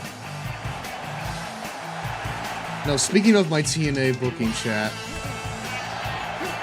you know how I said last time that I'm trying to sign goddamn Rey Mysterio Jr. to TNA?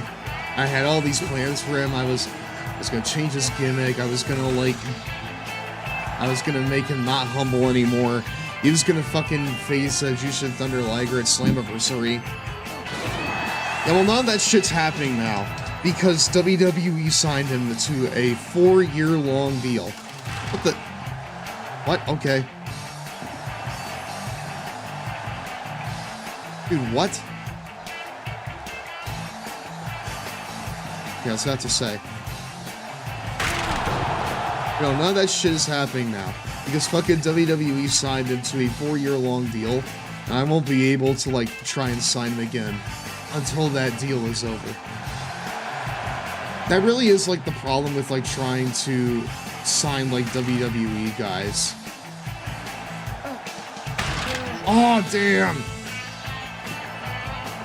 But no, that really is the problem with, like, trying to sign them, guys that WWE wants to keep, or just wants to sign in general. Because if they have a bid for someone, you may as well just forget about it, because they will use their near infinite money pool to outbid you. It's bullshit. Because of course, WWE is at a spot where it is the perennial top dog, because of course it is.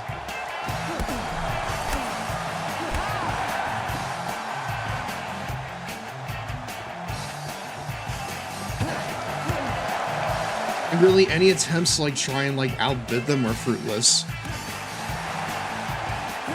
Even if you're someone like TNA, you know? Like, especially if you're, like, someone like fucking Ring of Honor, forget about it, like, especially, because most of the companies above you will just be able to outbid you anyways. Be it WWE, TNA, or someone else, they'll just be able to outbid you. So all of my plans for goddamn Rey Mysterio Jr.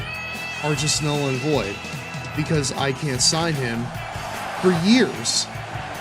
For genuine years, I cannot sign him, and that makes me very sad. But what makes me even more sad is the fact that AJ Styles got injured. He friggin' tore his rotator cuff, and I won't be able to use him for 9 months of in-game time.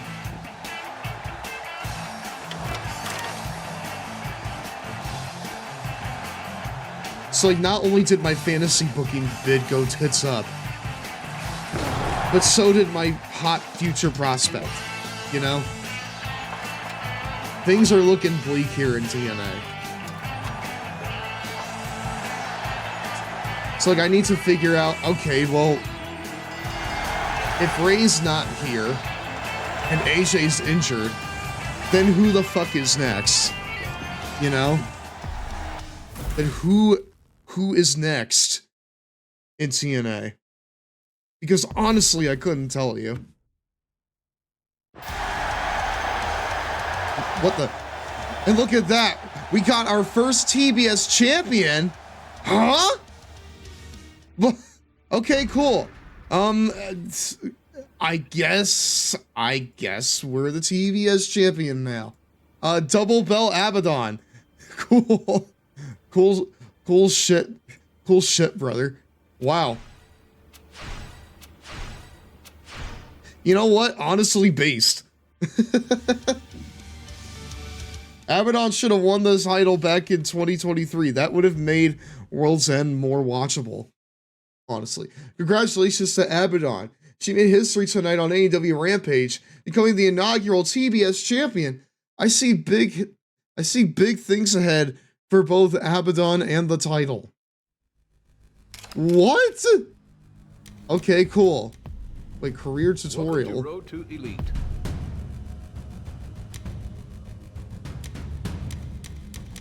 Hold on.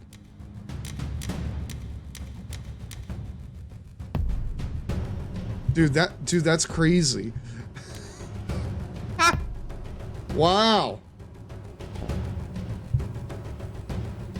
Okay, cool. Well, damn, man, we got so much here. How about my title records? Oh, wait, I need to finish with these championships, yeah?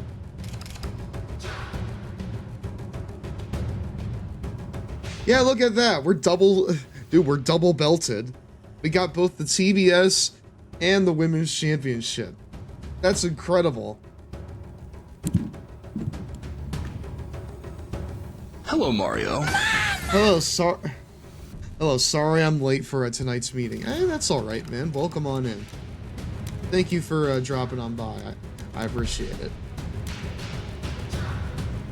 Let's go ahead and do our shitty little meet and greet. Meet and greet event for Pro Wrestling Tees. Your turn. Any advice for someone who wants to become a wrestler? Absolutely the fuck not, dude. Get out of here. You can be Abadon now. Wrestling looks like it really hurts. No! Dude, she's exposing the business. This place is pretty awesome, right? Barely audible grumble. Wrestling fans make a pilgrimage here from all over the world. We're pumped to see you outside the ring. Thanks for coming. Cool. Always the one to do the press, Abadon. That's very nice, Abadon. What did you say? Now, what the fuck were you talking about there about your barely audible grunts, dude? And your stomach growling, or just you? Here's your Chicago deep dish. Wait, is this just for you? No friends to help you eat it. Defensive grunt. Okay then, well enjoy. Wait, how big is it? Okay, yeah, to be fair. With something like that, that would absolutely be it. I'm very sad I didn't get to have Chicago deep dish while I was in Chicago for World's End, but alas, I will do it next time. Let's see here. Sightseeing. Deep dish pizza is pretty good. Oh, I know. God damn it. Oh no. Pro Baseball Stadium in Chicago, Illinois. I'm not quite the baseball fan you are, Punk, but I appreciate the invite. I try to see as many games here as I can. Now that we're on the road, that number has gone down significantly. So I assume you're going to be fiending for a hockey outing at some point too? Well there, don't count your chickens. Let's see how good the company you are first. Come on, I don't want to miss the first pitch. Here's the first pitch. Let's take a picture before we go in. Okay, cool. Hey, it's the guy from WWE. Real baseball, cry me a river. Right, go to the gym. It's Sunday night, and you know what that means. AEW Revolution coming to you live from sold-out Chicago. Tonight we'll see the return. I think me and Patch were here like last week. The most infamous, unpredictable match in You know, Punk is a Chicago Cubs fan. Apparently being a Cubs fan death match is like fucking bad luck. Can sports fans please like elaborate on why? Alright, so are we doing Mox? Yeah, we're working Moxley. Exploding barbed wire death match. Seth Rollins is also a huge Chicago Bears fan. It was at World's End that I learned how much Chicago hates Green Bay. And Moxley. I feel like that something like this is tailor-made for Abadon. Please don't die in this match. We have 2 minutes to take this shit home, brother.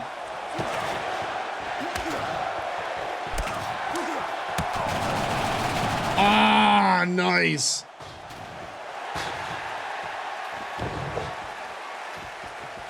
All right, you know what? Come over here. Nice. Oh wow, even if you touch like the sides of it, it completely just fucking implodes on you. Nice. Can I finish this before the ring explodes? Because if I can, that would be fucking rad as hell. Dude, holy shit is right.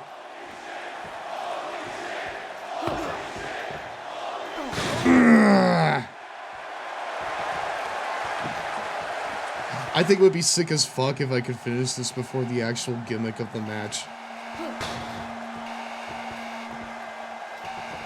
Before the actual gimmick of the match is allowed to happen. Ow! Oh no. Oh damn, boxing jab. We here at the Long Boy Club do not support matches that are of the death variety. Speak for yourself, motherfucker. I'm a big death match guy. MDK all fucking day, brother. ABA all fucking... ABA, Dawn. All fucking day.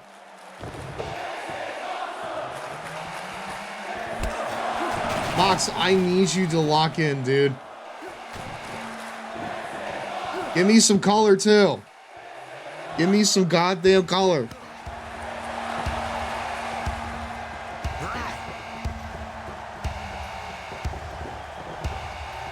Oh, no. Ah! Dude, it's so loud. Wait, dude, I saw those empty seats. No. Okay, good. Good.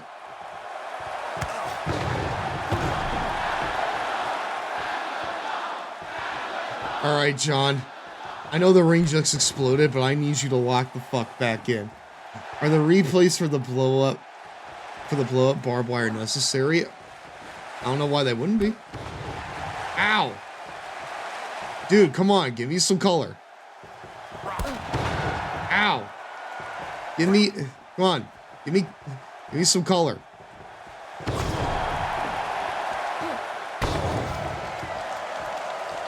I am not taking this match home until you give me color, Mox.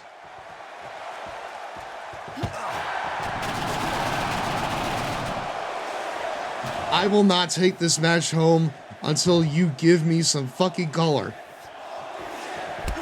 You want color? Go green, yellow, orange. What color you want? I want red, brother, because red equals fucking green in this business.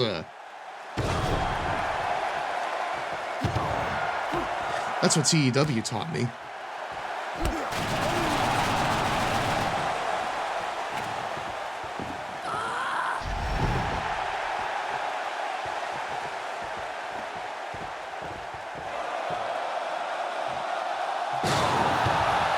Okay, good.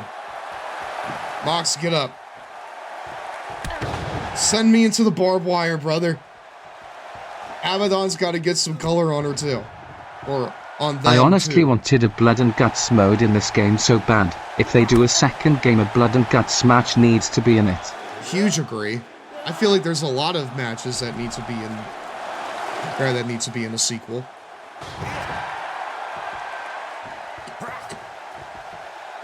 Like the fact that there's like a goddamn...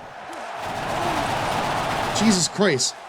Like, the fact that there is a track in this game called Cage Match, and there is no cage match type in this game, is really freaking strange to me, you know?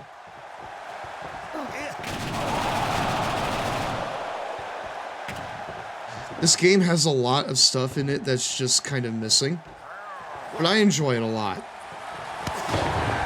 I mean, I've been enjoying it a lot. I enjoy, you know, kind of the mechanics that it has over, you know, like the 2K games, like, you know, the more intuitive chain wrestling system. Or just the amount of finishers that you can have. I enjoy how much more fast-paced it is. It's just, in terms of content, it's really lacking. You know? This game took a long time to come out, and it still feels like that they needed to, like, do more. You know? Fuck! No! Death Rider! God damn it! 1, 2, 3. Alright, well, Alright, well, never mind. Mox got his fucking win back.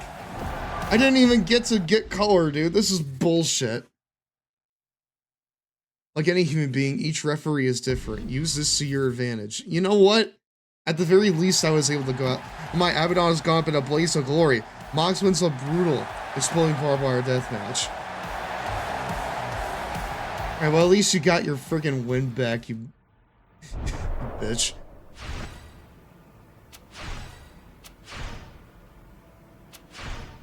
You might want to use an item before an important match.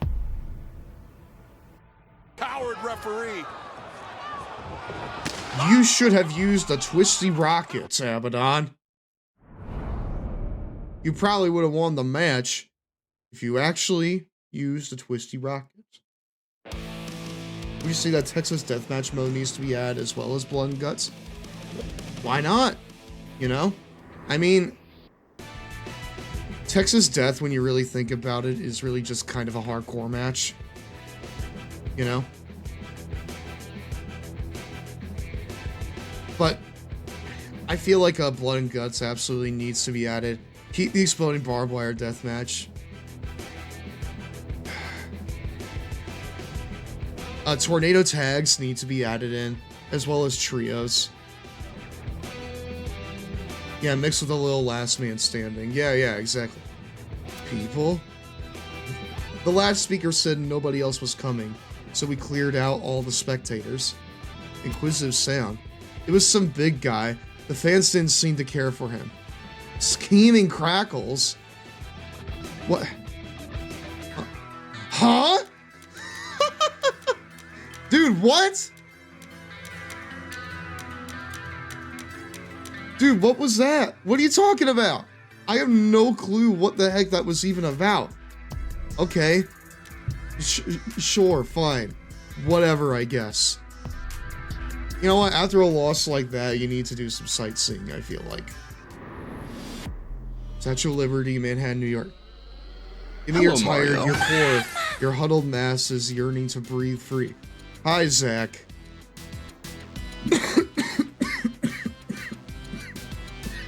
It's Wednesday, you know what that means?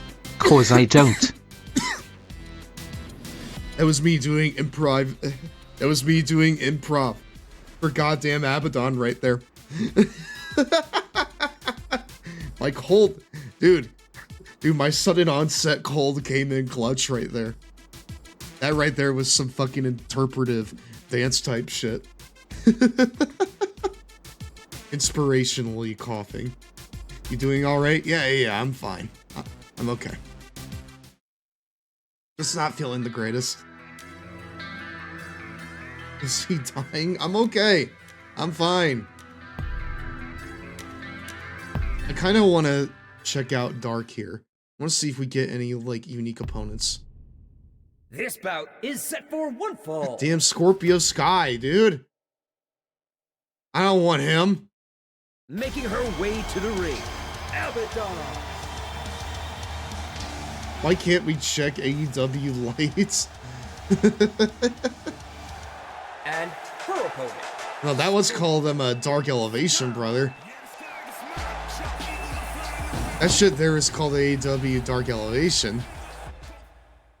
Always this guy. Dude, I'm about to send him over the fucking TNA at this rate. God damn it. Okay, fine. You know what? I feel like a minor leaguer like this needs the minor league music.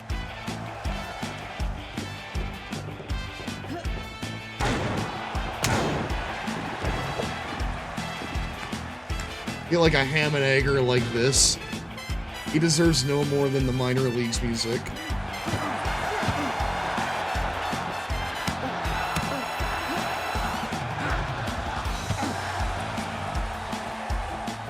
I hope you beat him senseless. I'm about to beat you back to the injured list, brother. Which sadly is where you seem to be like 70% of the time, at least. I'm shocked. You know, generally, I feel like for the time, this roster is pretty good. But there are some pretty big omissions. Like, you have Scorpio Sky here, but you don't have the other two members of SCU in here. Christopher Daniels isn't in this game, which is weird to me.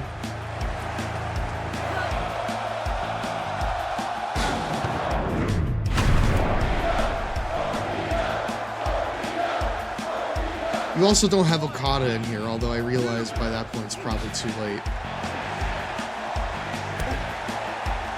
Beat him like I beat my meat? Yes, sir.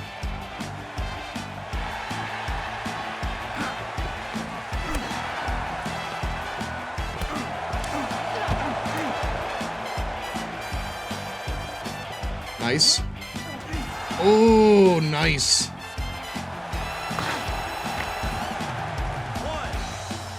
Come on, you bitch.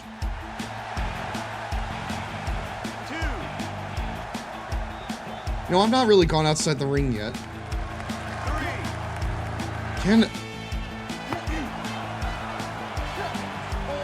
Hold on, can I not... Hold on. Can I not, like...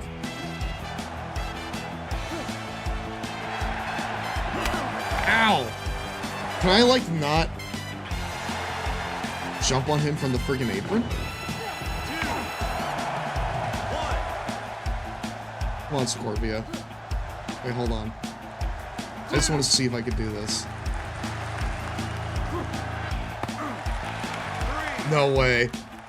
No shot, dude. Oh, dude, that would have been so fucking funny.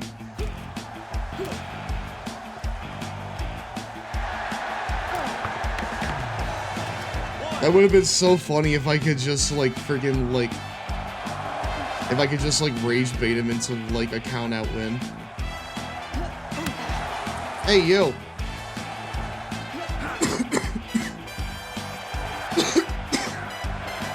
No. You come out here. It's almost time for a 2-minute Cheetos break, my dudes.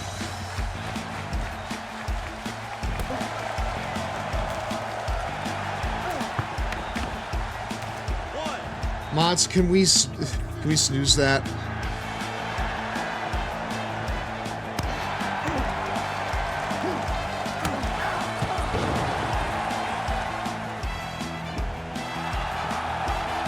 Let's see if I have the power. Guess I can't.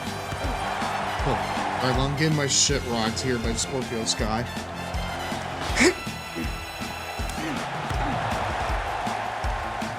Did you guys know that Scorpio Sky used to wear a mask? Because I didn't know that until I played AEW. And I saw his fucking, like, portrait in the 2004 mod.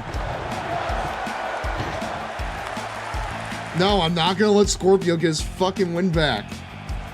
No! No.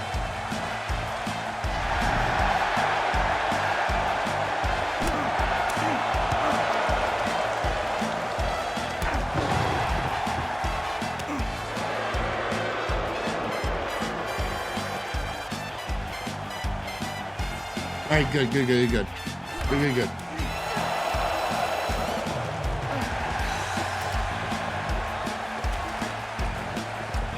Nice. Ah, brother. Alright, we're up to the top rope. Dude. Top rope leg drop, okay. I see you.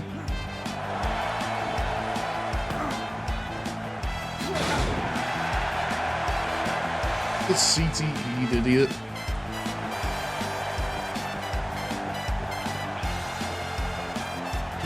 Nice.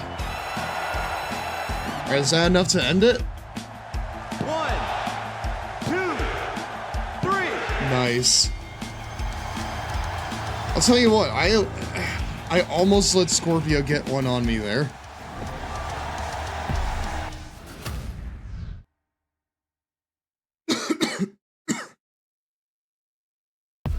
It's crazy how this game rewards you for, like, doing basically squash matches. And that's not exactly what it is. Do you think Abadon has been buying new skills, leveling up? I don't fucking know, Excalibur. It's a little hard to buy new skills when the game literally doesn't let me. But listen, if the idea that helps you sleep at night, I will nod in approval.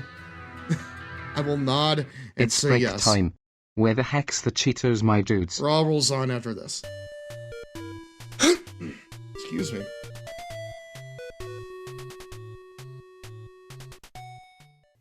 And now we're going to power up the Virtual Boy. God Virtual damn it, Boy this has guy three major again. components: the stand, the head unit, and the controller. The stand is packed flat, so you want to take the stand, spread it open, and then set it firmly on the table with the feet facing forward for support. The head unit has got to be connected with the controller. Thank you very much So for the insert resub, controller Zach. into 21 the months. Spot on the That's head incredible. unit, and you're ready to go. Now, take your head unit, place it into the support bracket. I really You want to be appreciate very it, dude. careful and do it gently from the back. So you tilt it in first, then push it down. There's a little spring in the back here that you can push down to open up the support bracket so it doesn't go in tightly. Release the spring, and then gently tighten it up with a tension control knob here on the side. Once you feel tension, just turn it slightly upwards until it catches. You don't need a lot of tension here. It just needs to support itself. The next thing you want to do is load in your batteries. You Your use, like, batteries your are in the Prime on me, controller, like, every the front single panel. time. Like, that's Press the panel fucking down, nuts. gently push Like, seriously, it up, I really appreciate and that. your batteries will load into the slot here, 3 up and 3 down. Push it down, click it in place, and then you're ready to go. The final thing is to put your game cartridge into place. The game cartridge goes into the slot underneath the Virtual Boy. Now, Once you we're have to be back, I careful have when to you push tism the to game you guys cartridge again. in. You want to make sure that it connects Sorry, not firmly sorry. all the way in the back, because if it doesn't connect properly, when you turn it on, you won't get anything. So you want to make sure that the game cartridge Gitsy is sounds hot in most of place the time, properly. Zach. You're So gonna have when to you be turn more it on, specific than that. you hear it. If you turn it Virtual on, Boy you does hear not it. have a video output port Well, yes, because that it would right there's only a send out given. the signal of one of the layers of the 3D graphics. If I turn her on, the then images she's of gonna Virtual make it Boy are evident, created by you know? your eyes, which Om nom combine nom. two Oh, separate excuse me, we're projected back, my LED dudes. images from She both will give me a sides. verbal What we're showing indication. you here is some exclusive footage of some of the upcoming Virtual Boy games. We obtained this footage with our cameras at E3, so please be aware that the images captured here do not in any way E3. recreate the actual three-dimensional elements of the game's graphics and gameplay. So far, we've played Mario's Tennis, Galactic Pinball, Red Alarm, and Tolero Boxer. So stick around and see our ratings on all these games and more. Which part of Gitsy is hot, Zach? Welcome back to Dynamite. Alright. No, I need to tism out to you guys a little bit. And just talk about trains a little bit. Yeah, Gitsy got to be at E3. Here's your famous New York hot dog on a silver platter. Snarls at hot dog. Hot dogs may be the original fast food.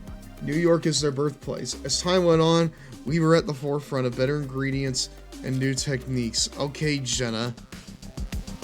I hope you enjoy your food. I asked for a hot dog, not a goddamn history lesson. The ball game, the fair, the deposition. Anytime is a great time for a hot dog. You can't skip them in New York. You can't resist them in New York. Wait, is this a remix of Kingston's theme? It is. No, seriously, like, when you hear George Wood explain the logistics behind installing and powering up the Virtual Boy, it's like he's explaining rocket physics to you. Only he could make the Virtual Boy sound more complicated than it actually is. It's honestly impressive.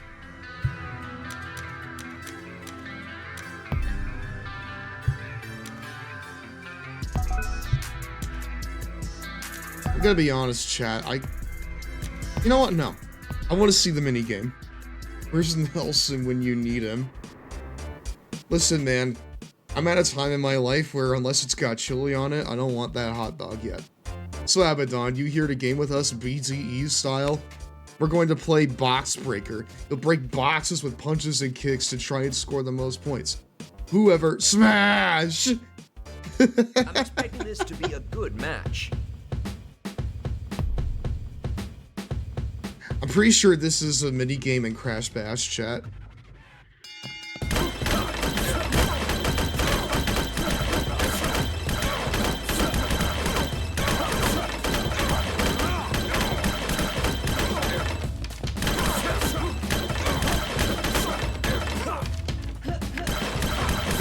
Dude, Kenny's kicking my ass.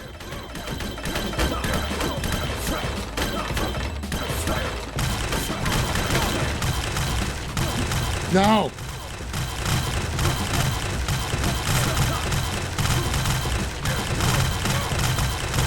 Dude, this is fucking stupid. This really is just like a battle of attrition. Like, look at that.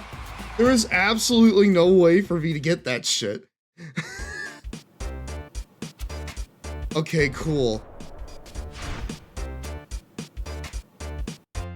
Where's Nelson when you need him? Dude, he's probably sleeping. I'm willing to bet you anything that he's sleeping right now. Abadon's locker room in New York City. A big guy is messing with me. I only had time to ask one person about it before my match against MJF tonight. Lance Archer. Time to summon the Murder Hawk monster. Summon him! The gym. Radio City. You rib me? What the fuck? Those sound like childish games on... That sounds like childish games to me. Do I look like a child to you, Abadon? Maybe I ain't the one needing a spanking. Now get out of here, or my warm-up will include tearing you up. What?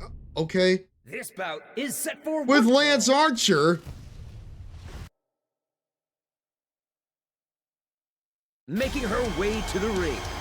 So apparently this fucking storyline is about trying to find out who's like ribbing you.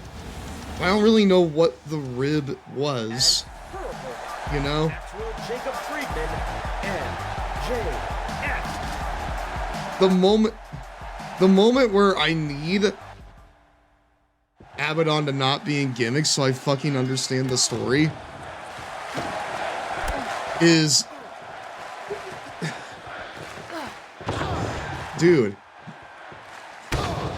The moment where I need, like... the moment where I need Abadon to not be in gimmick, and it's one where she's in fucking gimmick. That's crazy. I have no clue what's happening here. Fuck it. Fuck it, though. We ball, I guess. Dude, what the fuck? Dude, MJF is, like, just completely dog-walking me right now. Okay, hold on.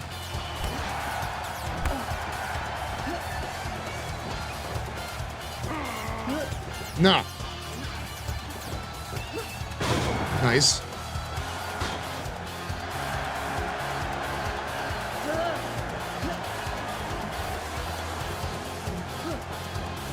You know what, Lance? I'm not going to be distracted by you.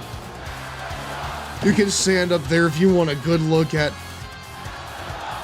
what I'm going to do to your client. But you stay right there, alright? You fucking watch. And that's all you do.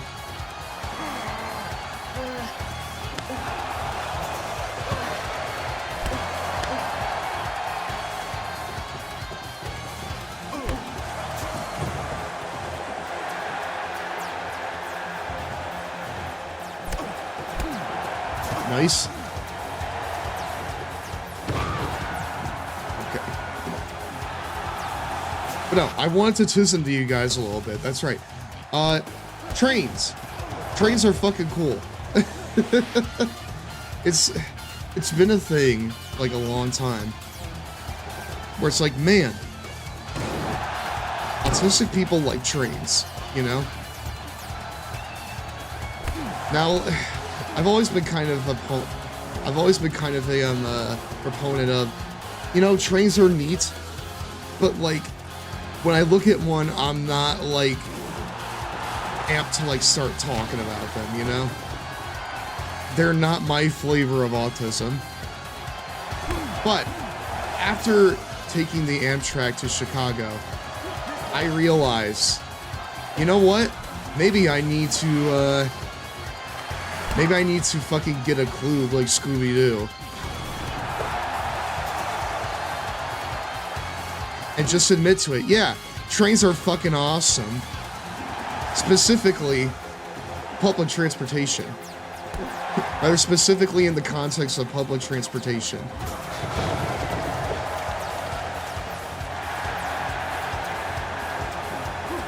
Because for one thing, in almost every respect, riding the Amtrak kicks the absolute teeth out of flying. The only... What the fuck? The only, like... the only thing that flying has on trains is speed, right? What the fuck? Dude! You know what? No, I'm not gonna... I don't need a weapon to beat MJF. I'm gonna beat him right here, in front of you. Also, now you guys like MJF when he's losing. Got it. But no, like, in every other aspect that's not speed, trains are awesome. Dude, what is this match rating? A minus, A plus, C. This right here is some gaming in the Clinton years type shit, dude. Grading that makes absolutely no sense. Straight A's. You still have to repeat the grade. Fuck! But no. Trains are really cool in the public transportation sense. Because... what does it mean? I don't know, man.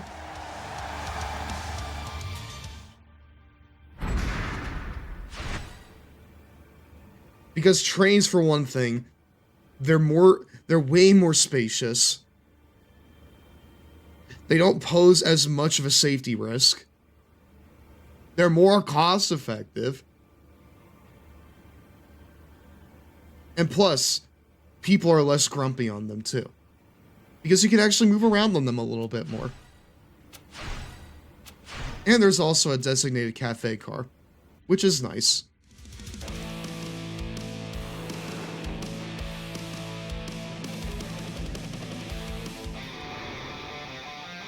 They're just like a lot more cozy, you know? Personally, I think we need to start investing more in public transportation just in general, but especially with trains. Alright? We need to start investing in that shit more.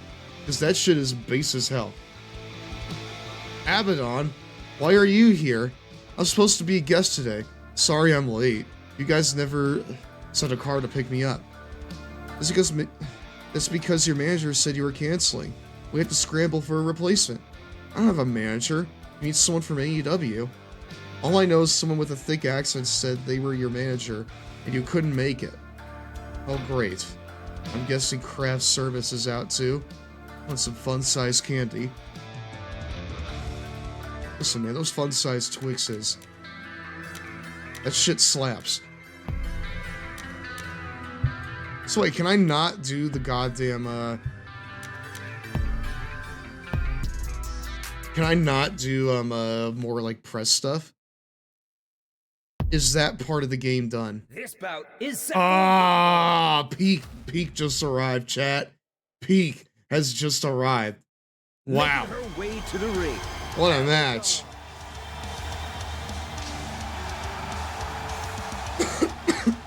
Okay, what? Okay, what? At the very least, I fucking know, like, what the rib is now. I'm getting called in for something, and it turns out to, like, you know, not be real. Or they're, like, calling to, like, cancel it on me. Like, I'm losing out on exposure here, chat.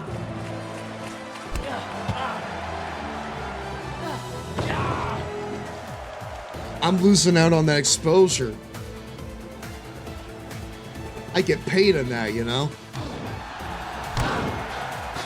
That shit is priceless. You can't put a price on that, and I'm missing out on it. Fuck you, John Silver. Go back to Ring of Honor. Which somehow isn't bought out yet.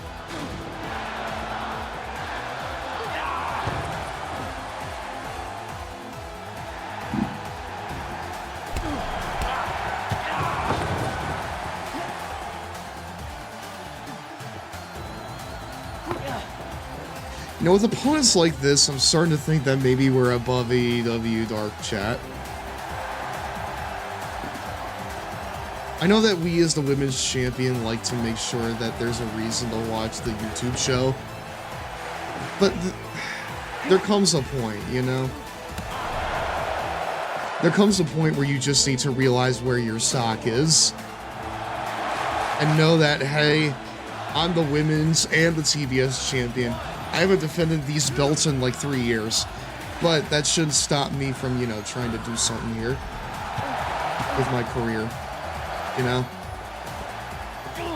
Holy fuck, it's, wow. Okay. All right, that's it. John Silver, you're out of here. Crazy that John Silver is in this game and none of the other members of the Dark Order. No way! Okay, you know what? Never mind.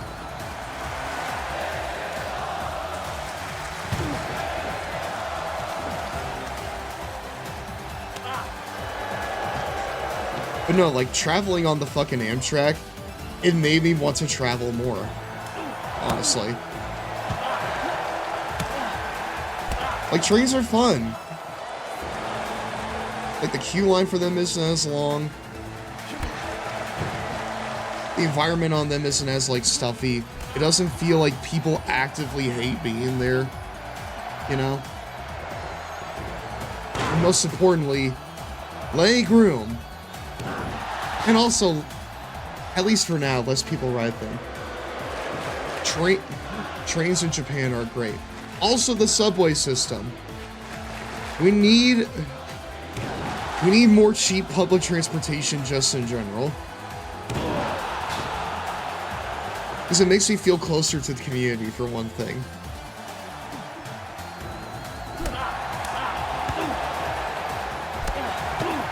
And I realize that some places in America might not really need it as much. Especially in places like Chicago, they're a godsend.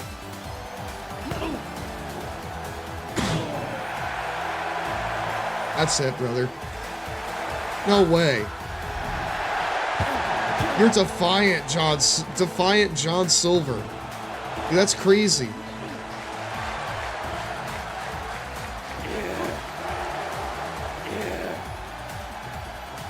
How are the trains in Japan? Ashley. Oh, fuck. Oh, well.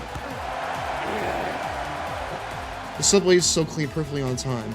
I rode the subway in New York City and it was late and gross. Yeah. We don't really take as much care of our public transportation over here because, well, you know. We're predominantly car-based, you know, society. But I would like for that to change because trains are cool, and they're safer, and they're more spacious. And they're just relaxing to ride in, you know? Train stations are less stressful to navigate than fucking airports. And they're not as dangerous to ride in as, you know, cars. That's not to say they're completely, you know, fail-proof. But they're just nice, you know? They make me want to travel more, chat. 2, 3. When I look at a train, they make me want to travel more.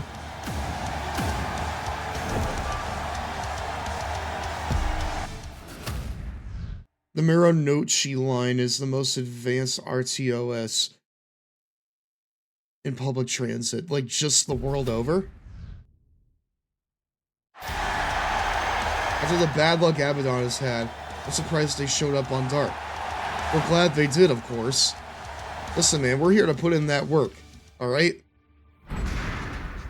The women's and TBS champion needs to be putting in that fucking work and getting eyeballs on the product. Even if it is against, you know, people who are not other women on the roster. Which is still absolutely insane to me. Let us amaze you. Restaurant in Pittsburgh. Browse. Or is that her son? Here's your Pittsburgh salad. I guess I can't call it that. Due to your dietary restrictions, there's no dressing or toppings on top. Wait, why are you serving me a plate full of plain lettuce? It's what your manager called ahead and requested. Said you couldn't have anything else. My manager. What did they sound like? I didn't take the call, but the other servers said they had a thick accent. Enjoy? Mixture of feral crunching and grumbles of disappointment. What? Dude, how can I anticipate that? I'm literally getting shortchanged here. Okay, you know what? Let's try it one more time. Food critic. My taste buds have been craving this since I left. Repeat customer. Glad you like us. Make sure to review on Kelp. Enjoy famous wrestling person. Wait, what? Cool. Dude, hacks. Absolute fucking hacks there, man.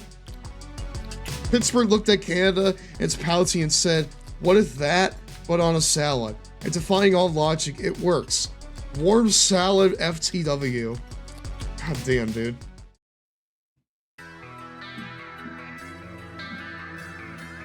Dude, you know what? Idea for a slogan to slap on a t-shirt. The pen is mightier than the prompt.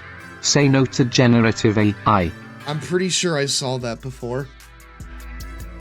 I literally thought you were gonna do like a Jeff Jarrett thing where it's like, don't piss me off. Wow, that's money. Yep, they can literally run more trains on the line due to their new computer upgrades. They can run a train every 3 minutes. I love that. I want more metros and subways because that's fun as fuck. And it saves people money on gas.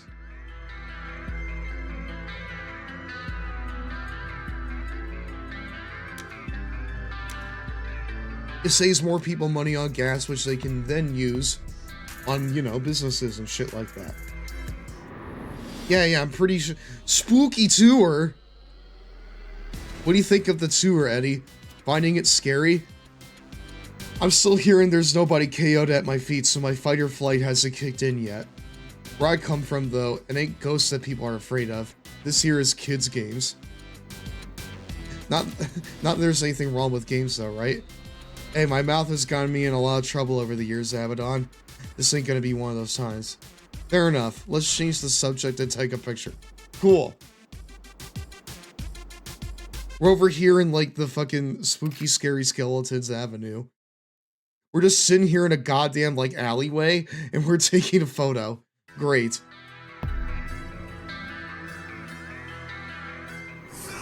Man, Eddie, look at this goddamn, like, back alleyway here. Well, that's weird. Now, someone with a thick accent is ribbing me. It may bite me in the butt, but I need to see what I can find out before my match with Moxley. Christian Cage, Thunder Rosa, Eddie Kingston. You know, and I feel like Christian Cage has the Iggy on this. Well, peeping over there, I can see Christian. It's Christian. Stop picking on Abadon. I've been known to joke a bit, but I'm a grown-ass man now. Outworking everyone doesn't mean sniping at talent trying to step up. Peep show reference? Absolutely. Dude, the peeps. The fucking peeps, man. This is a three-way match set for one. Oh, fuck. I'm pretty sure I just, like, aggroed one of the best characters in the game, too. So, this should be fun.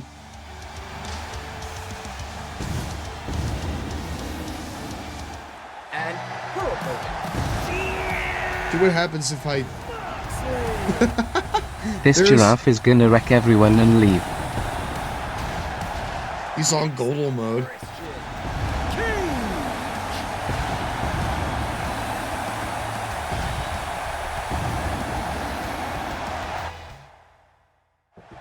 Absolutely incredible pyro for fucking Christian Cage. Alright, we're actually gonna try to friggin' win this now.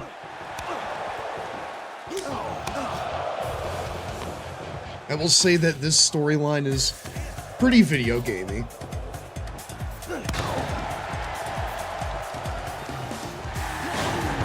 Dude, if you saying that results in me having a familial dispute over the course of 5 goddamn years, I'm gonna kick your ass.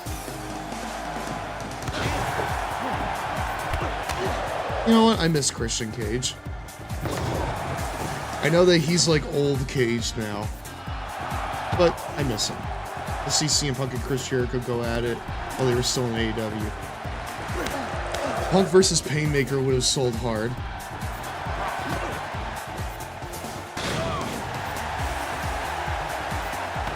Yeah, well, if you talk to either one of them, they'll say that, you know, one or the other is a big piece of shit. So... Plus, I don't know, I've always found, like, the Painmaker to be a little corny.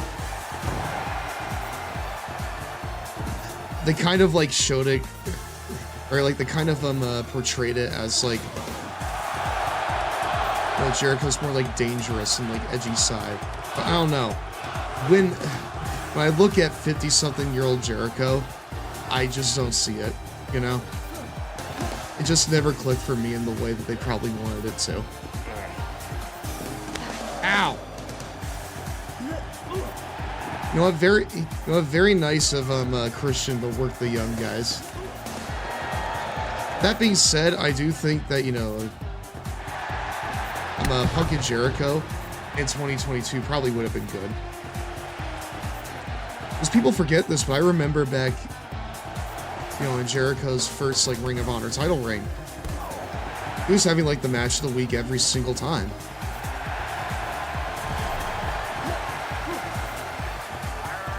And that was, like, to a lot of fans' surprise.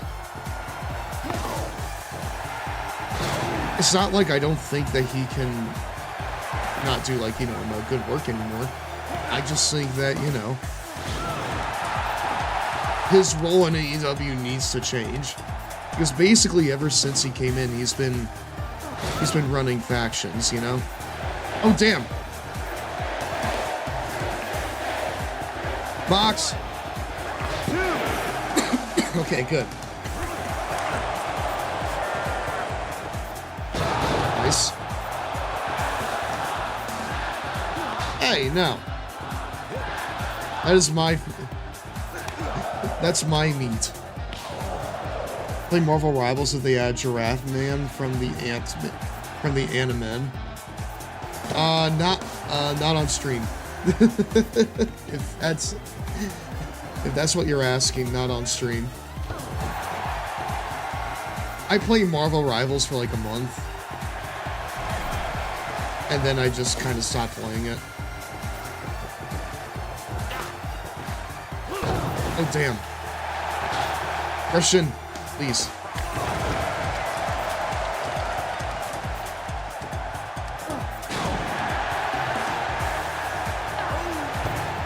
The learning tree wasn't very... The learning tree stuff wasn't very good, because that was like the 3rd time he had faction in this promotion. I feel like by that point people were just kind of sick of seeing it. Like, I feel like that people growing fatigued with Jericho is a combination of things. For one thing, I just feel like that there are better people in the company now. But also, he's kind of had the same shtick ever since the company first began. You know? Because we already saw fucking, oh, fuck. Surprise Jericho. No! No! Fox! 3. Are you kidding me? Okay, well, at least I didn't get pinned. Never had a faction called the Jera Bros. That would have been hot. That would have been hot shit right there. I thought this would be a singles match between Abadon and Moxley. Not that I object to the thrilling triple threat match. With a side of barbecue sauce, just like on avocado toast. So, like, are we gonna defend this goddamn championship or what? Because we have 2 belts here, and we're just holding on to them, man. We're just holding on to the goddamn belts. We're keeping them warm. Although, okay, well, this right here is just the scene of a horror movie. Somewhere in Georgia. I hope this works. No signal? Groan of Wayne, one's options. Bark of realization, one will be walking a long distance. This is a disappointment. There's no time to prepare for this week's match. Hurry over to the Dynamite Arena now. Dude, what? Are you kidding me? Okay. Backstage at Dynamite in Atlanta, Georgia. Freaking wrestlers. Abadon, where have you been? I had car troubles and no reception. Someone has been... Never mind, show's almost over. You missed your scheduled match. Only one other person is ready to wrestle. Paul White. After the commercial break is over, we only have 3 minutes left. If you can't be in by the time we go off the air, it'll count as a loss on your record. Get out there and wrestle. We've only got 3 minutes left to complete the match. Can you defeat Paul White in under 3 minutes? You could have called a tow truck. We didn't get any signal, dude. The following contest is set for 1 fall.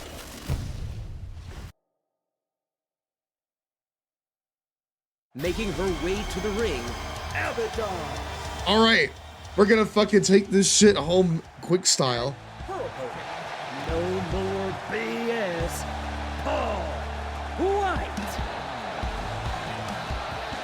Well, awesome. Be sure. All right. No. It's almost time for a 2-minute kidding me? Cheetos break, my dudes. Can we snooze that? This show's gonna be big, I know it. All right, we gotta fucking hustle this one up.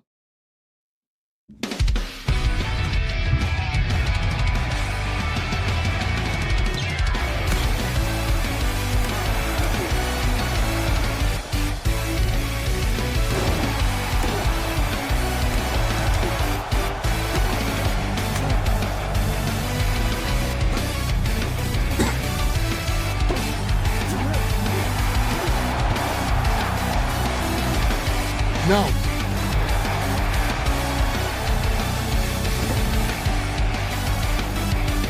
Alright, I'm locking in.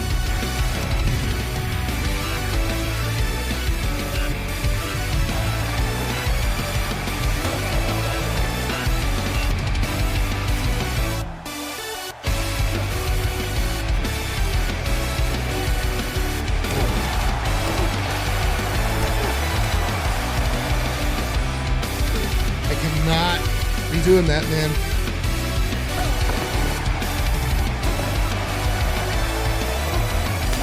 Dude, you're kidding me. Freaking Paul White is the only one that was good to wrestle tonight?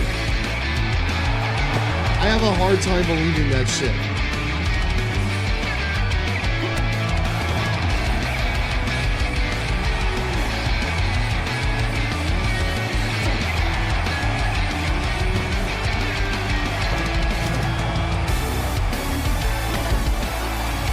I'm getting my ass kicked.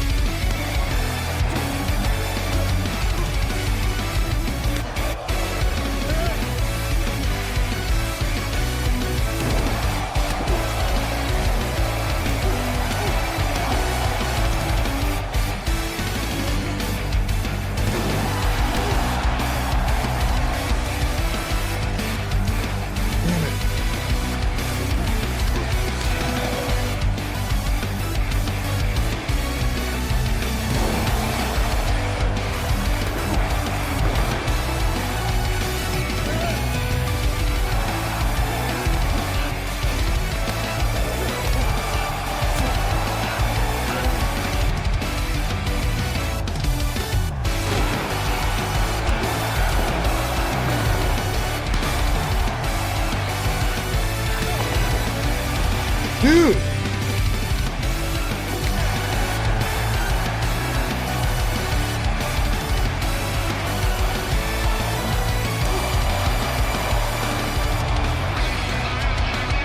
I'm not gonna win this. There's no way. There's no possible way. The only way I could have won that is if I had that shit at easy. That show was fucking big and he was really freaking hard to do anything with. Big tub of goo. That was a big show, a big bad show, right? Consider this a bonus match, short as it was. Why didn't Abadon compete earlier? Because I got fucking stuck, dude. I got stuck. Why am I driving there on the day of the goddamn show? Why am I driving like cross city on the day of the goddamn show? Where's my hotel room? Alright, we're going back to Vegas for Double or Nothing. Man, dude, I'm starting to feel like the goddamn Godel over here. Alright, we need to do press. Triple or Nothing, baby. Another question. Abadon, why did you have such a strange match at Dynamite instead of your advertised bout? The growl is someone who doesn't want to talk about it. If we have time for one more, I'm being bullied at school. What should I do about it? Girl needs something very meaningful to her, but unintelligible to everyone else. That's all we have time for. Thank you very much to Abadon for attending. So you're going to call out the person who's been messing with you, huh? And then what? Fight them? Grunts of agreement. Well, whatever. I know who my match is with a Double or Nothing. When I defeat Britt, it'll be match of the night, maybe of the year. So it's not a good plan, or wait, plan? What plan? You're just gonna go and cut a promo on them. That right there's. It's almost time for a 2-minute Cheetos break, my dudes. Okay, fucking fine. I was about to say that right there's some wishful thinking from fucking Britt Baker. It's break time. I'll tell you what's gonna happen. There's gonna be a Cheetos, backstage bust up, and then they're both gonna get suspended. That right there's what's gonna happen. Now for sports games. WWF No Mercy is the latest title from Aki Corporation, all of which are inferior to Acclaim's WWF Warzone and Attitude titles. While the roster of this game is certainly impressive, The fact is that the wrestling is slow, and setting up for the fancier moves is next to impossible. We were pulling our hair out, trying to do the people's elbow. Ah! Come on, it's just an elbow drop. Almost every wrestler in the game has some kind of elbow drop, but they just had to make it super complicated for The Rock. Also, That's Zach, absurd, are you in folks. chat right now? The sound quality in this game is also terrible, with many of the iconic themes being crushed down to fit on the Nintendo 64. And the entrances have been reduced to 10 seconds of posing on the ramp. A real downgrade from what even WCW Revenge offered. One thing Aki does better than Acclaim, however, is customization. You can change almost everything about every wrestler in the game. We brought back the skinny white turd from our review of WWF Attitude and gave him a great entrance. Here's what our game guy, Tom Allen, cooked up for us. I'm not gonna lie, Chad, I don't think that Abadon's been having a really good month. We won a match, right? But then after that, it's been slow pickings. We just been getting, like, jobbed out incessantly.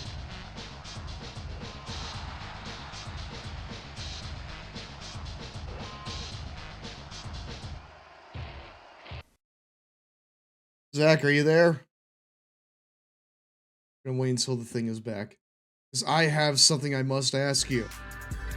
Om nom nom. Oh, excuse me, we're back, my Welcome back dudes. to Raw. Zach! Zach!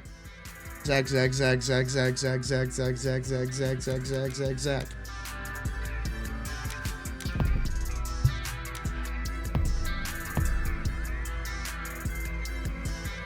Okay, well, I think we need a tune-up match after that last one. What the hell? What's this? Salmon tea buffet in Vegas. Oh, just a normal buffet. Piling your plates as high as possible is like a game. The prize, you get to eat it all. Maybe don't overindulge before a big match. Buffets are wonderful, but dangerous. Brazil has steakhouse buffets, so I train myself not to overeat. It's still tempting. When you have a big match coming up, you can't let yourself off the hook by saying you need to fuel up. Let's take a picture to get food off my mind. Get ready to say cheese. Oh no, food is unavoidable. Okay. Cool.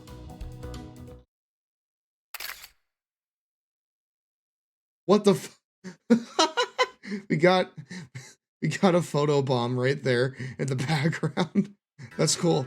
I like that. You know, that's my favorite part of this. Alright, Alright, we're gonna have a tune-up match over on Rampage. This is Rampage, baby. The following contest Against is Adam for Cole, one fall. baby. We have wrestled a grand total of maybe five women this entire thing. This entire goddamn time, we've wrestled maybe 5 women. And her opponent, Adam Cole.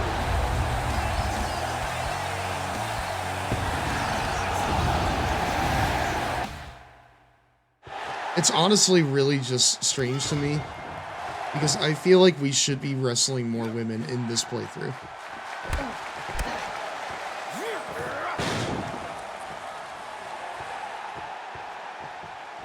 Wait, special buff?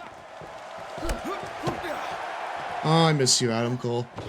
Now you are simply the chugs in my mind. One.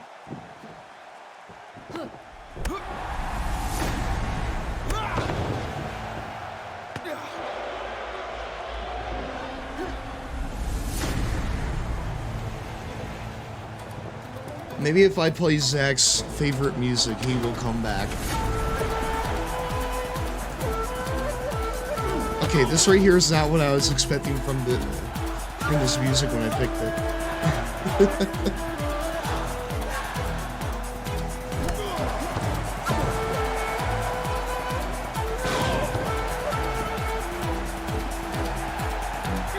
I'm here and I hear Genshin. Okay, great. Great, I was playing your favorite music.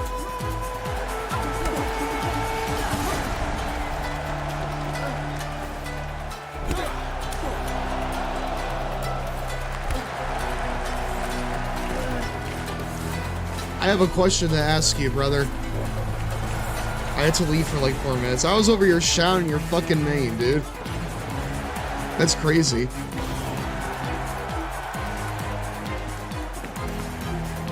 I have something I must ask you.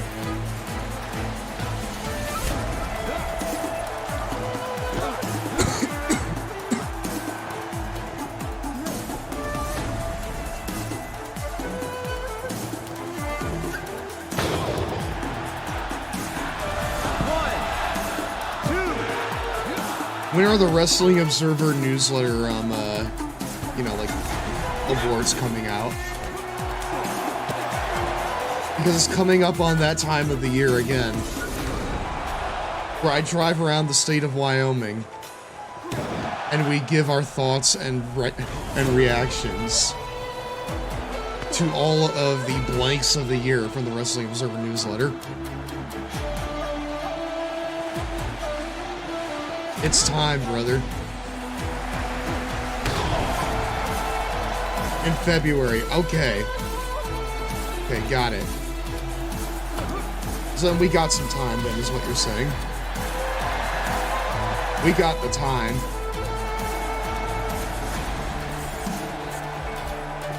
Alright, Adam Cole. I'm gonna make sure that you stay a Twitch streamer. 2, 3. Actually, no, you would say a Twitch streamer either way. Go and get those subs, brother. Go get it. Okay, well, yes, like when we get to, you know, when they come out, then that's when we will react to them. Because we need to give our thoughts on this year's picks, I feel like. No, in fact we do. We absolutely do. It is required. Of course, Double or Nothing, where Abadon hopes to be served sweet justice. Wait. Are you getting... Wait, hold on. But, like, if justice is being served to you, doesn't that mean that you're, like, on the receiving end of justice?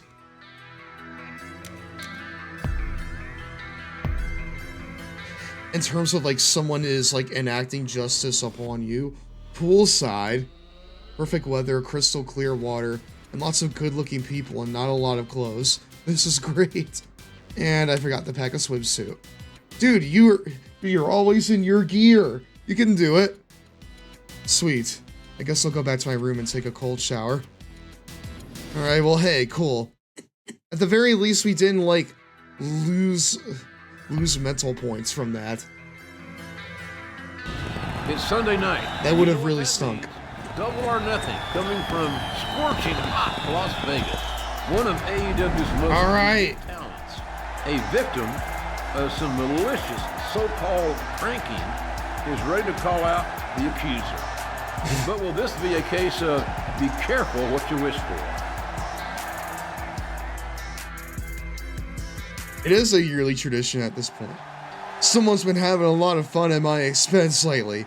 Canceled appearances, ruined meals. I have good reason to believe I know who's been doing it. Tonight, I'll spoil their Double or Nothing.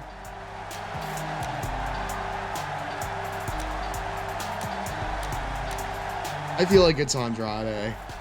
Andrade El Idolo. The limo-riding Latino wears suit pants instead of tights. You are rich, talented, and good-looking, but your heart, Andrade, is a shriveled-up raisin. You look down at, what? Rated bully, what? Everyone you see as inferior, what? On behalf of them all, what? I'm gonna beat you tonight and stop a mud hole in your ass. Come out here. So wait, is this our pay-per-view match here? Andrade? Fuck yeah, dude.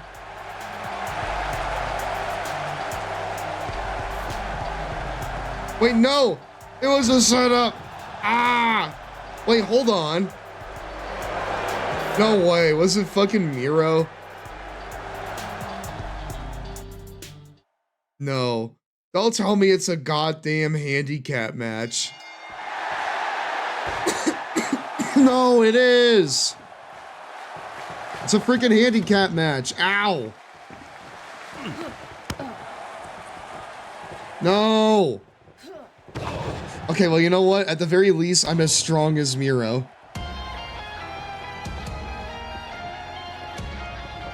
We are winning this shit right here, chat. I'm gonna get back at you for friggin' making me just eat a head of lettuce.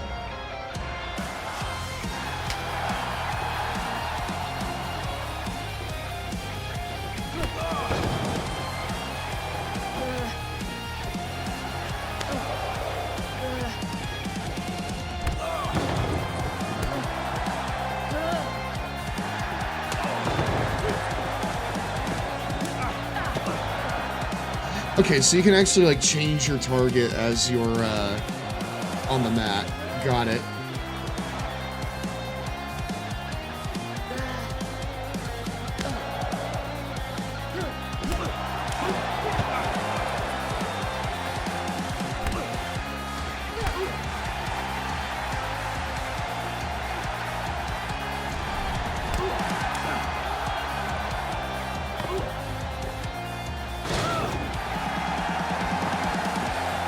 Come on, man. I don't have all day. I gotta go to friggin' TNA.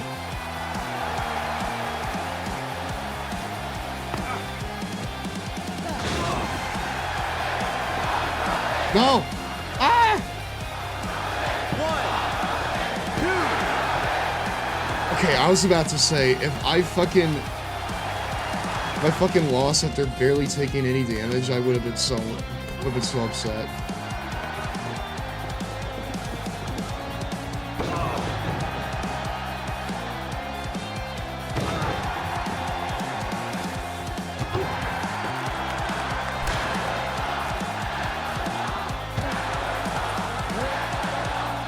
Oh, shit.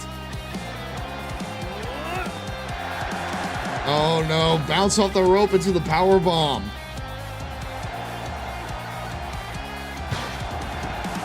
She's working. Now he's working the arm. I don't even know if like Andrade has like an arm finisher. No! Okay, good.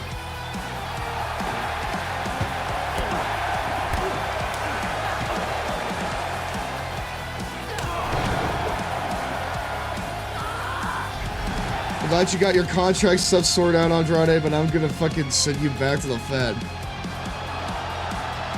Out of here.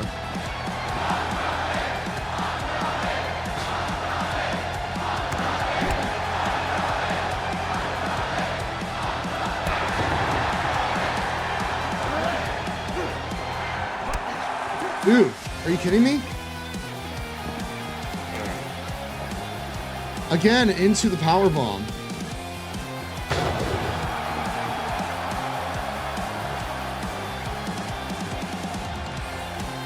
I have so much momentum, please. Okay, good.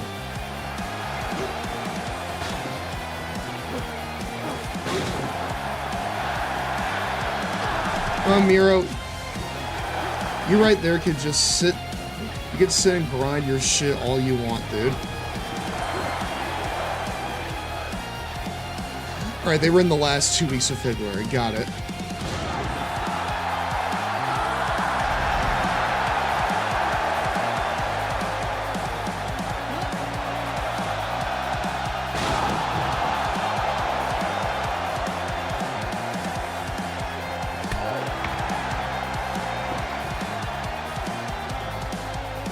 Alright, pin. Rick, can you please count this shit? 2, 3. Holy shit, man. You could have counted to 10 by the time that was done. You could have counted to fucking 10 by the time that shit was done. What the fuck? Okay, cool. Well, I guess that's it for the season mode then?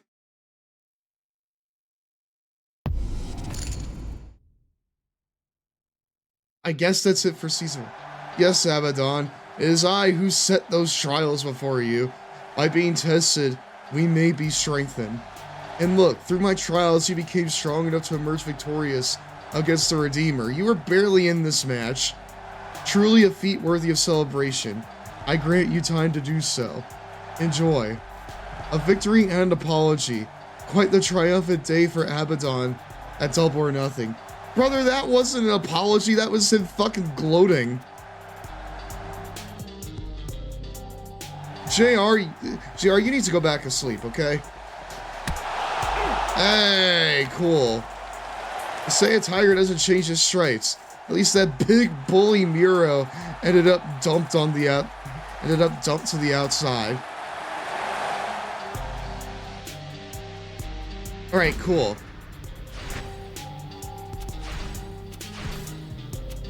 Alright, well, I guess we just fucking, like, won season mode? I'm pretty sure we won season mode.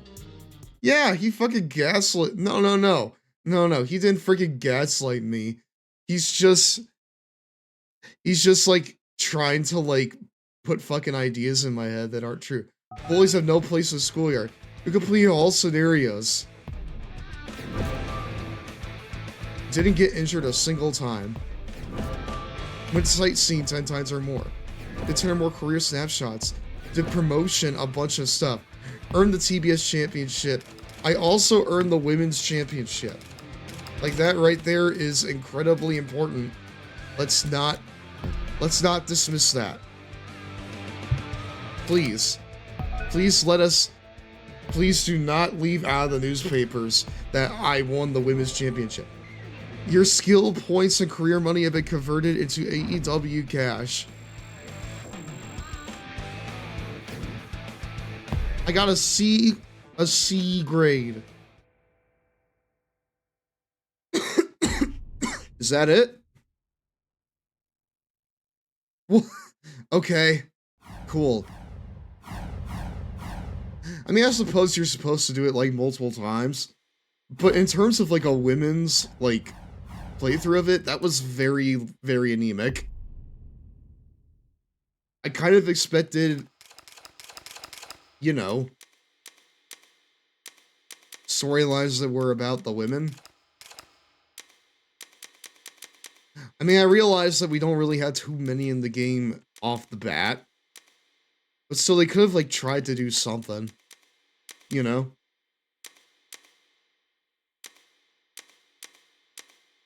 Instead, you really only get it for like the first month, and then that's it.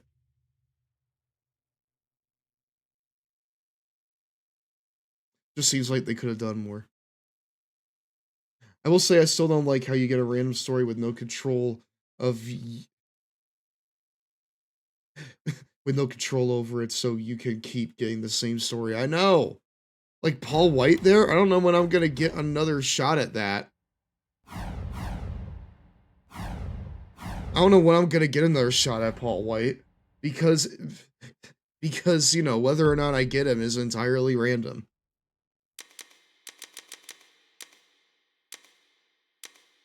But of course, next time we gotta do a gloat playthrough, the greatest loser of all time playthrough. With none other. Actually, no, we have a few choices here for, like, the gloat, I feel like. For some reason, I feel like Miro is gloat material. As well as Danhausen.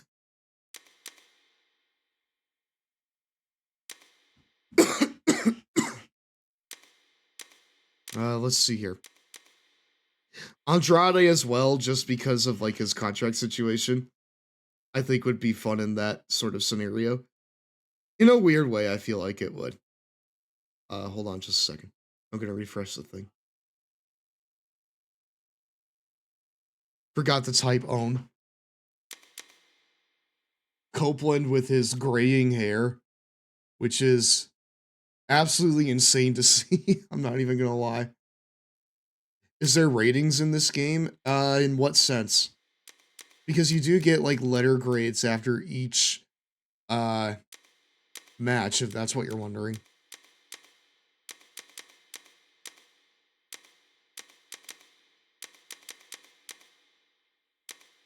You got Trent Beretta here, who I feel like could also be good gloat material. Either him or goddamn Chuck Taylor. Sounds like pretty good gloat material to me.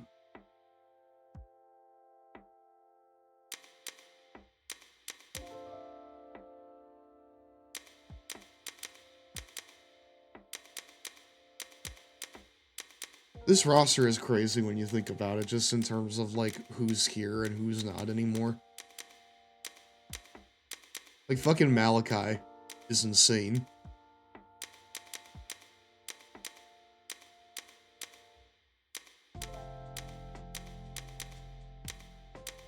Do all the DLC characters just have, like, the default pose? Yeah, Claudio's got it.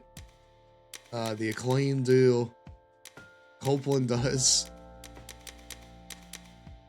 Swerve does.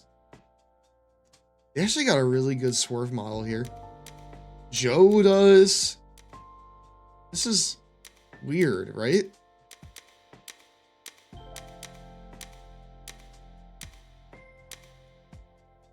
Max Caster does. Keith Lee as well.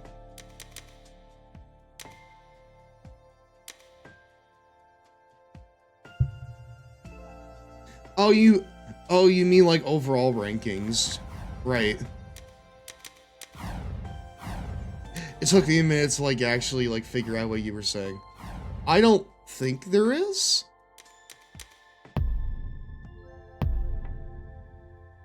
If there are, they're hidden. Like here, I could try to like do something as like fucking Danhausen, right?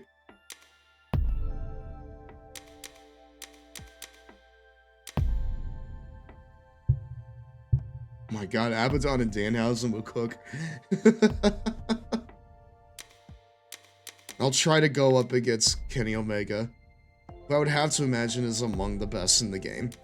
You know? One would have to imagine that Kenny is among the best in the whole game. With his painted tights.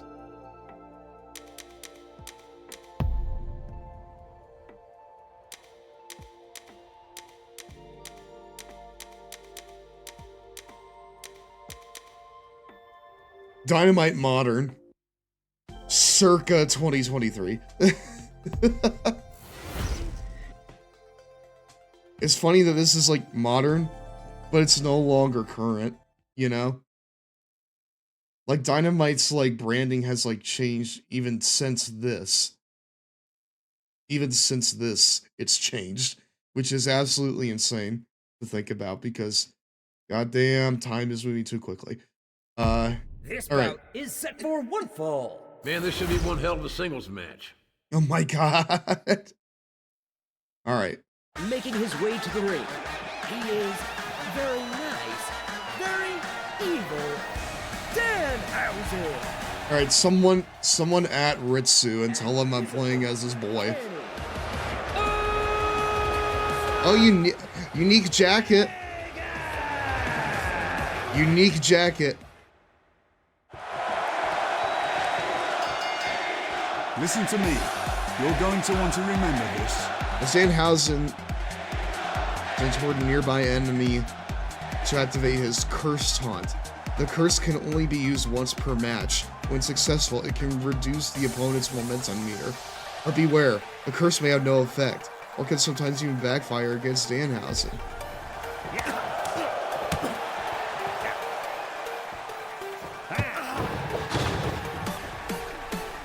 Alright, well, alright, let's see.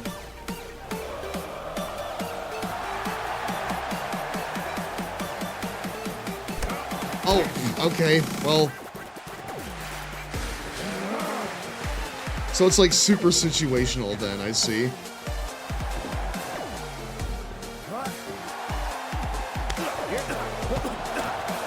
He is so skinny in this.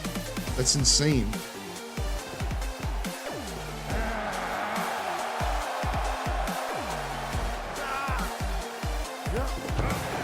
Oh, hey.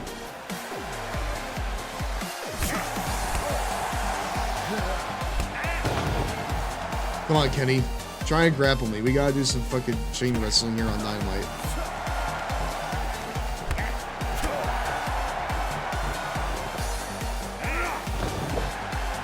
No, it doesn't seem like that there's like...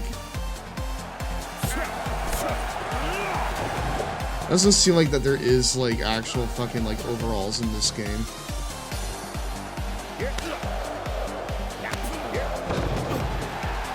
Especially since it seems like I'm doing like damage at the same rate as I probably would if I was playing as like Keith Lee maybe. Which is weird to say considering that Danhausen and Keith Lee could not be more different from each other.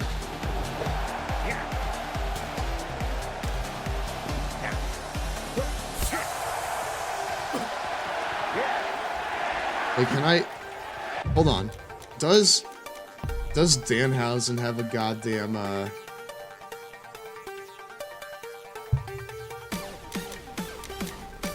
Does he have, like, outside dives, or no? Participants. Skill details. Okay, he cannot do springboards. He can't do a kip up.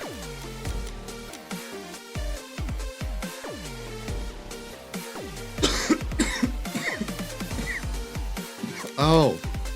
It's like Desperation Impulse is like a friggin' ball shot. Number of strike combo hits you can perform. Oh, okay.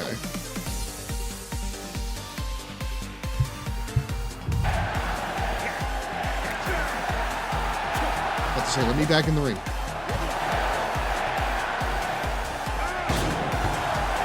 I do think it's very funny that, like, everyone in this game that's a DLC character, they have, like, the default character pose.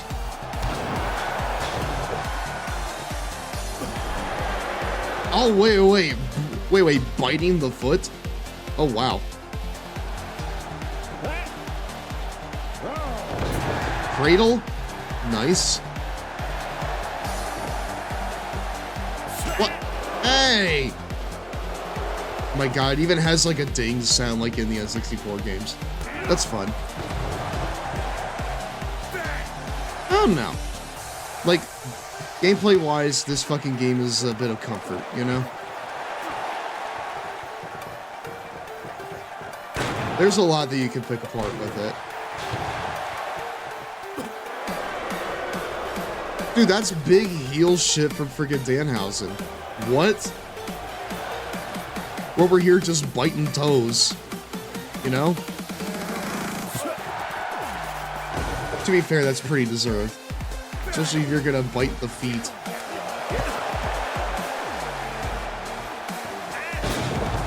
Nice.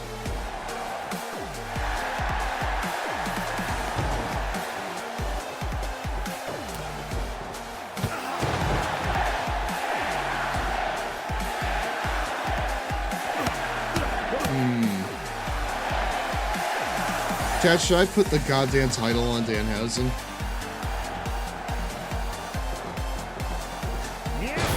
Not for any, like, good reason. I just think it would be fun.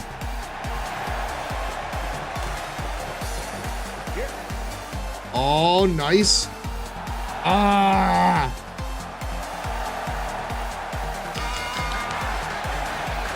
You know what? I've never even seen his fucking finisher. The winner of this match, he is very nice, very evil. It's almost time for a 2-minute Cheetos break, my dude. Pretty sure that was the first time I've ever seen Danhausen's finisher in any context.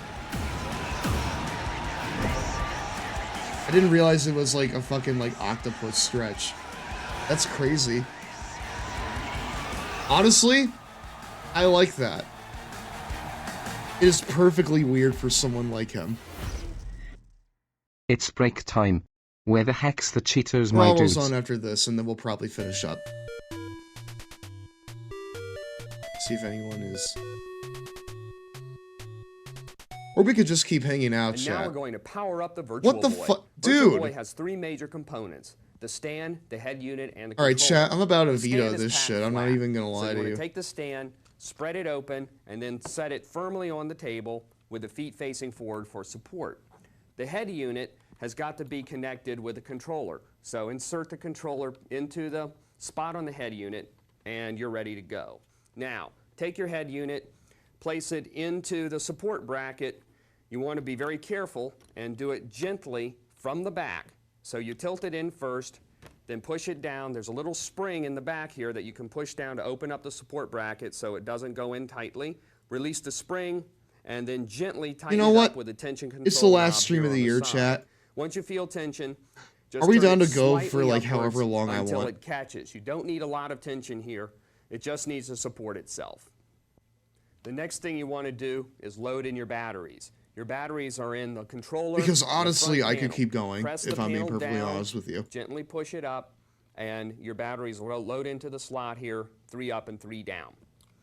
Push it down. Because I can click it in guarantee you right place, now, and I will then not be you're streaming ready to again go. tomorrow night. The final So, thing is to put your game cartridge why the into fuck place. not? The game cartridge goes into the slot underneath the Virtual Boy. Now you have to be careful when you push the game cartridge in. You want to make sure that it connects firmly all the way in the back, because if it doesn't connect properly, when you turn it on, you won't get anything. So you want to make sure that the game cartridge is in place properly, so when you turn it on, you hear it. Virtual Boy does not have a video output port because it would only send out the signal of one of the layers of the 3D graphics. Remember, the images of Virtual Boy are created by your eyes, which combine nom to nom. separately Oh, excuse me, we're project back, the my LED dudes. images Welcome from back to both Raw. sides. What we're showing you here is some exclusive footage of some of the upcoming Virtual Boy games.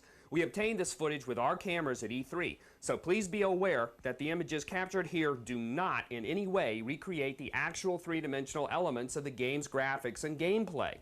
So far, we've played Mario's Tennis, Galactic Pinball, Red Alarm, and Tolero Boxer, so stick around and see our ratings on all these games and more.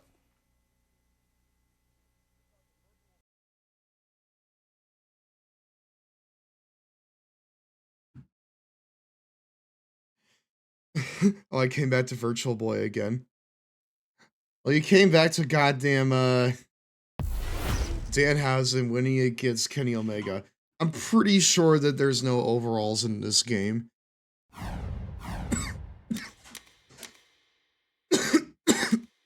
Excuse me. That being said, we do have a few modes here that we've not tried yet. So maybe we should try those. Let's see here.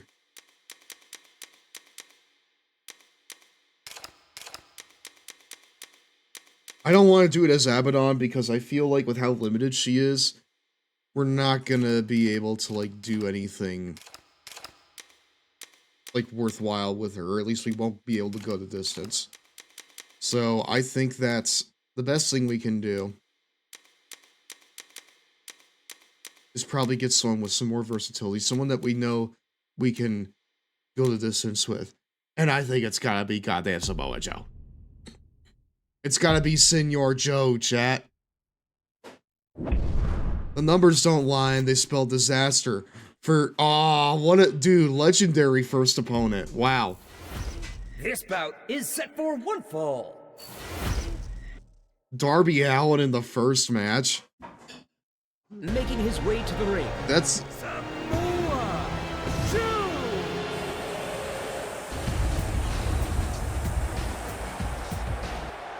And his opponent, Darby Allin. The old Rooster Teeth intro. Before Rooster Teeth didn't die of death. Alright. We have to fucking, like, ramp this up as we go, chat. In terms of music, I mean. We look at Samoa Joe with, like, a big old, like, kind of, like, mohawk here. This is a crazy look for him. Only thing that can make it crazier is if he had, like, a goddamn tattoo on his face.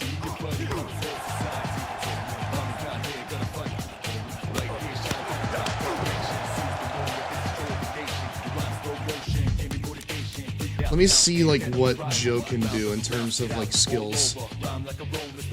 We got Super Muscle Buster. Grapple from the front. Brain Buster from there, but it only... Although it's more like a body buster. Tope offense. Anti-air defense. I like that. Quarter recoil attack.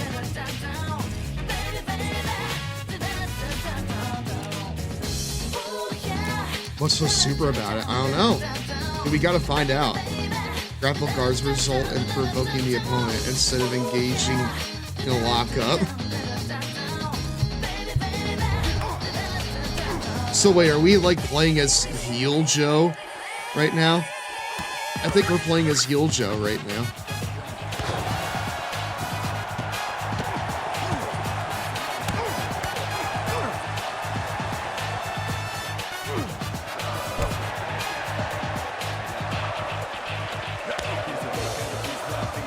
No way that Joe didn't go down from that, dude. Okay, but he went down for that? Man, he's selling big time for Joe.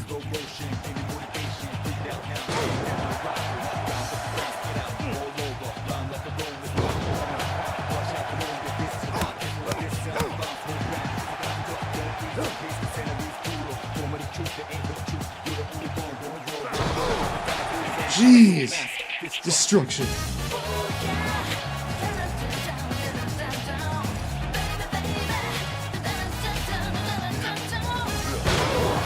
Nice. Alright, we gotta see that super muscle buster.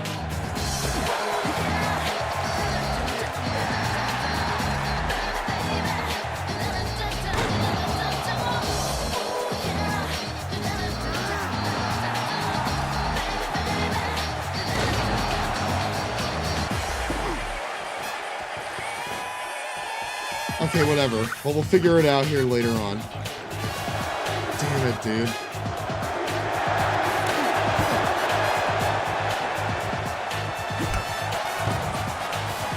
Zach, I'm sorry you're not seeing what's so special about it.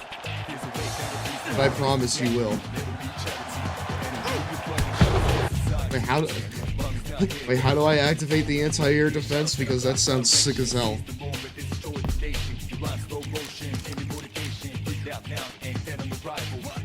Press X against an incoming diving springboarding opponent. Okay. So wait, do I have to like time it?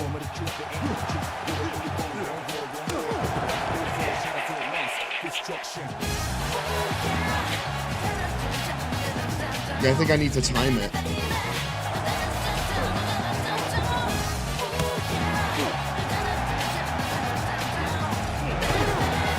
Let's say, are we about to do like chain wrestling here? Okay, hold on. Aw, dude. Yeah, I was anticipating that friggin' rope rebound. It would have 100% been the Aranagi.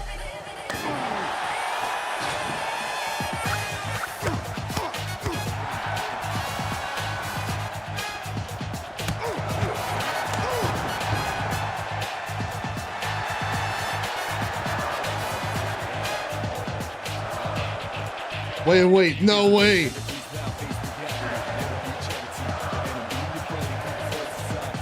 Okay, I was about to say, are we actually gonna like have him like tap out to like a Campbell clutch type maneuver?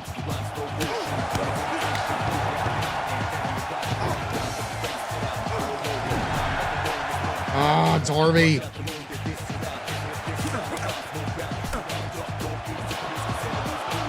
Not the strike combo into the code red! Destruction.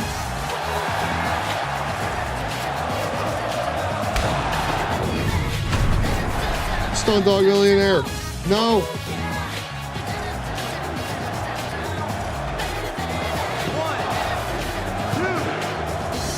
No way, dude. It's like you're essentially just wrestling like 10 whole matches here, then. looks like.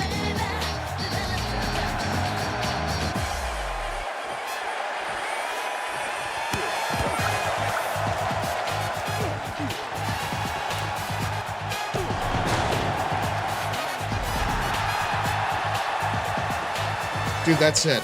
Immediately.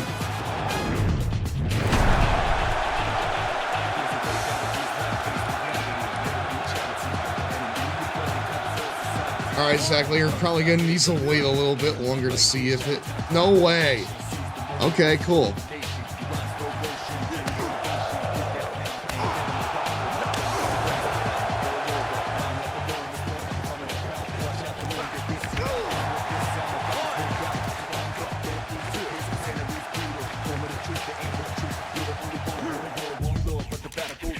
Hold on. Why? How do I do tope moves? Let me see. Okay, cool.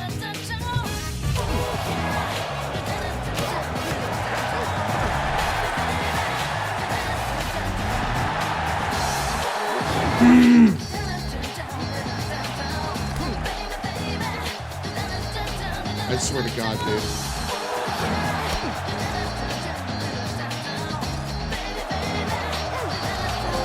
Yeah! Holy shit! Dude, I caught him out of the coffin drop.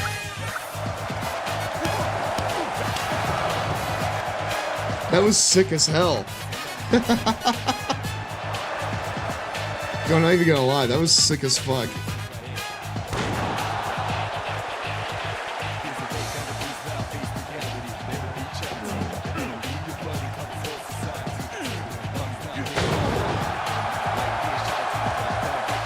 I will say, though, that in the early goings, I'm taking a real big... Hey! I will say that, like, in the early goings, I'm taking a real big beating here.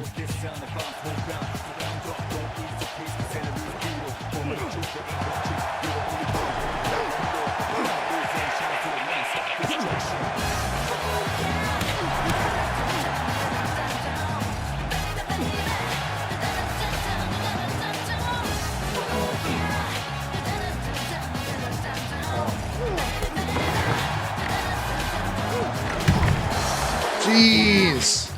Darby! Well, this right here is the work rate match you want, huh?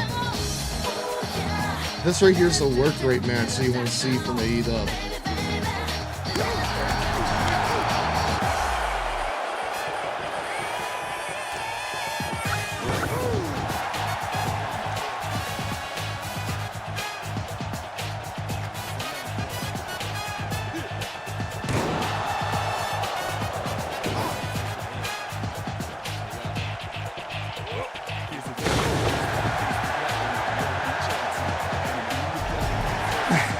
How about this, Zach? I'll fucking show you the super muscle buster here.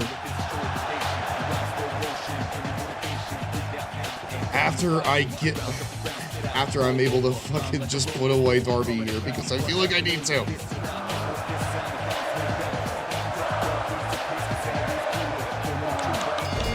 There you go. Holy shit. It's like that one WWE 2K game where you versus the Street game mode. I know, it reminds me of that too.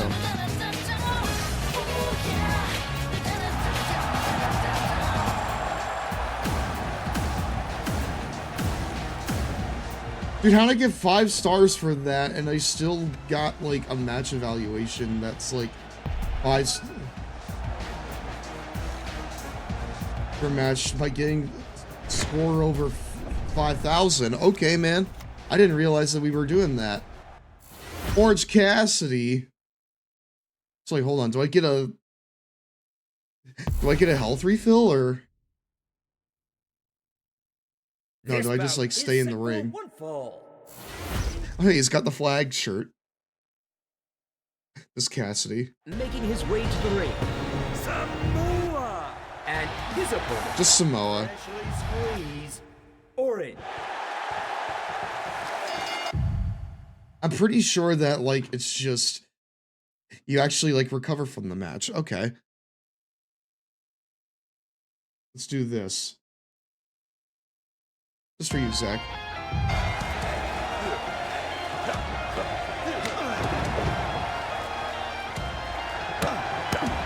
It's like after that match, I feel like we need to like prove our dominance a little, you know?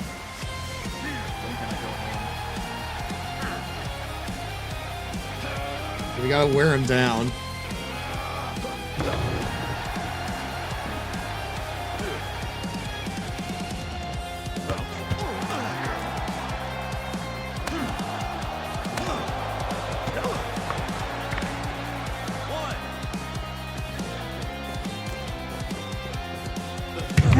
No, come on, man.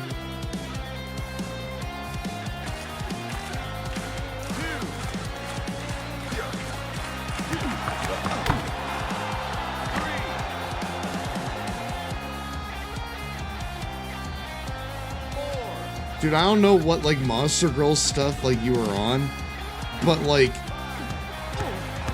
this song actually, like, slaps heavy. I don't know why I don't have it in, like, the boss music. Because I fuck with this song heavy, I'm not even gonna lie to you.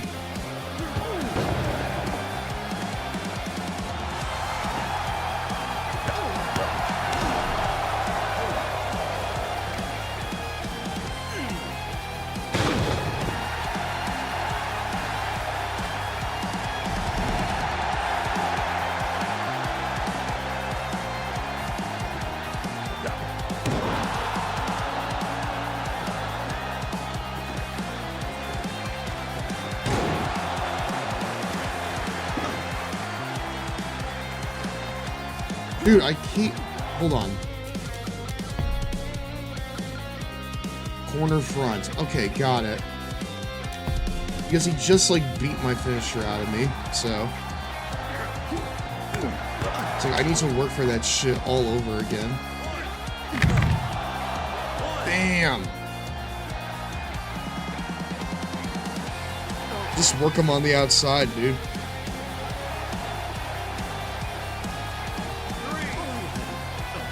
It's a remix song as well, isn't it now? Because, like, even when we're not streaming, I think about the song sometimes, and it's just like, man, Zach picked a really good one.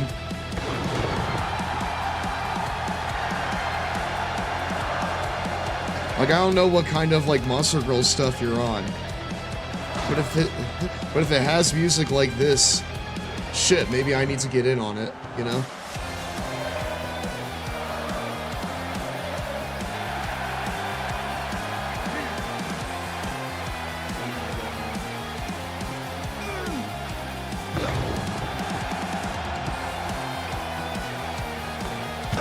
Like, I don't know. Maybe I fuck with Monster Girls stuff more than I know. I don't know. I fucks with the slime girls sometimes. You know, Jesus! Big fucking Beal from Senor Joe. Can you, like, just... Alright, Super Muscle Buster time. Oh, that's a Super Muscle Buster. Oh, God. Oh, God. Yeah, I wouldn't get up from that shit either. Wow. 2, 3. That's it, dude. Yeah. The winner of this match, Samoa Joe. Wow.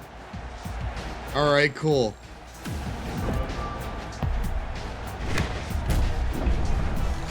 I'll link you the OG song. So, oh, fuck, dude. Wow. Okay. Dude, this here is a big fucking fight. That's crazy. Joe versus Luchasaurus. I couldn't beat Luchasaurus as Abadon, but I think I could do it with Samoa Joe. Easy. Samoa Joe. On a 0-match winning streak? Dude, I literally just beat 2 people. What do you mean? Luchasaurus. Dude, that right there is literally a lie. Also, why would you bury me on commentary like that? He's on a 0-match winning streak. Look at this fucking guy. Is he the drizzling shits or what?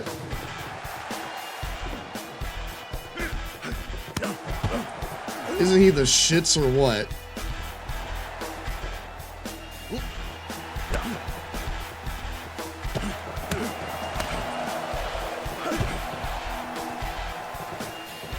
Basically saying, hey, Luchasaurus, you shouldn't have a problem with him. He's won no matches ever since he started. Shit, man. Okay, I see how it is.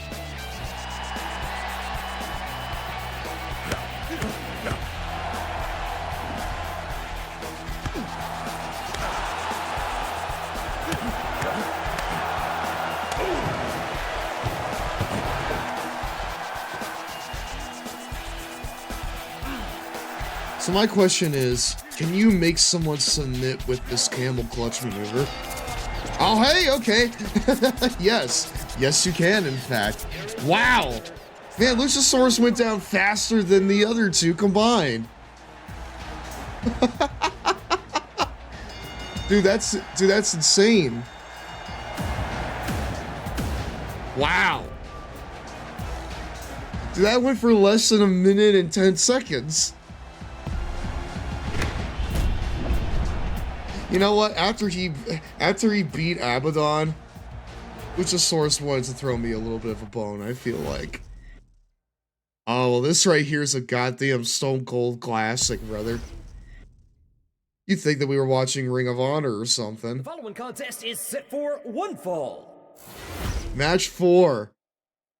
Samoa Joe looking like a big baby in his goddamn graphic there.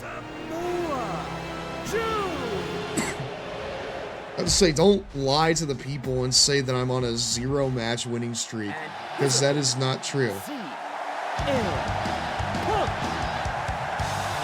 See, that guy's on a no-match winning streak. Look at his graphic. That's what a 0-match winning streak looks like, brother.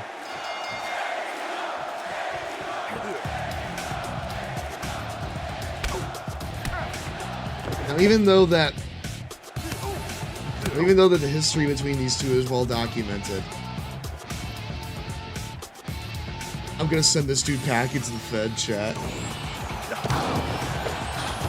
I'm sending this dude packing. No. This right here would be like 2005, 2006-ish, I believe.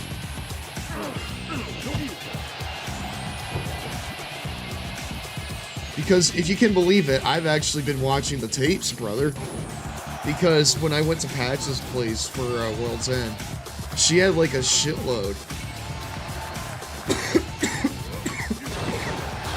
Sorry. She had like a shitload of like old wrestling DVDs.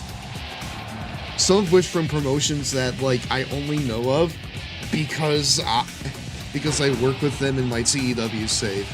Promotions like Full Impact Pro, which unless you were around at the time, you would not even know that that was the same, or like you would not have any clue what that is, do you?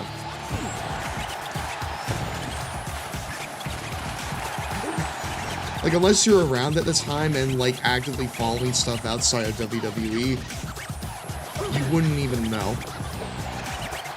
But like, Patch had like Full Impact Pro DVDs, and let me tell you something, dude. We take the modern production quality of like even smaller feds for granted, you know? We take that shit for fucking granted. No way! Here is your winner. Wow.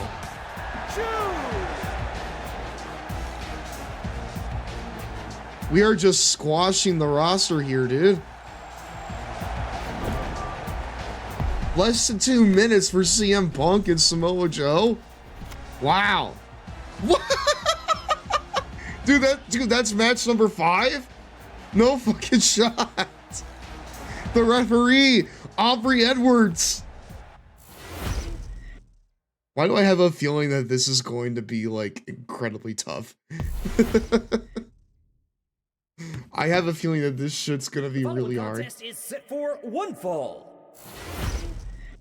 No shot. The referee, Aubrey Edwards, is stepping up to the plate. Dude, I just beat CM Punk in less than 2 minutes. Don't you go giving me that shit where it's like, he's on a 0-match winning streak. Dude, it says 4 right there. Aubrey Edwards. The absolutely insane, like, AEW unrestricted theme. All right. Come on. All right. Out of curiosity, what are Aubrey Edwards' goddamn moves? She has a super kick and a brain buster as her finishers. Gimmick infringement allows you to perform your opponent's finisher, so she can perform the coquina clutch on me. Sprint technician enables you to set up running actions against your opponent. She also has recoil attacks. Hold on. How do I do it for Joe? Let's see right here. Oh, I gotta press the button just before hitting it. Got it. Alright, we'll try... Alright, we'll try that shit again, Aubrey. I dare ya. Come on.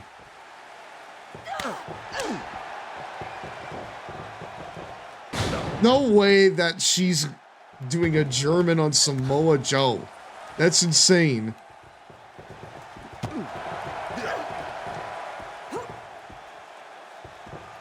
You know what? No. Hey! What? No. That is not how we do it. Holy shit. For some reason, this feels like even like crazier given the fact I'm doing this to a referee. What the fuck, dude? No, I will not be eliminated due to Aubrey Edwards. Oh, damn.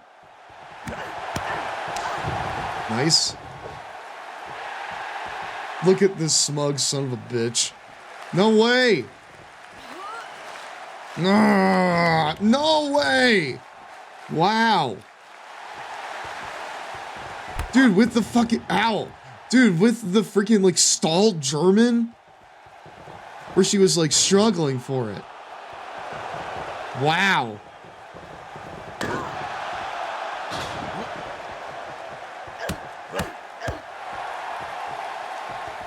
I don't know. This feels, like, oddly, like, weird. So I'm just gonna play this. The Wii U music.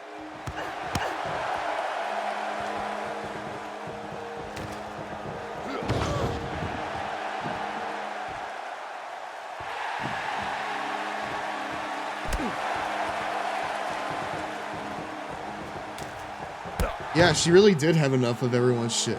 But this is like so fucking weird, right? Like, this shouldn't...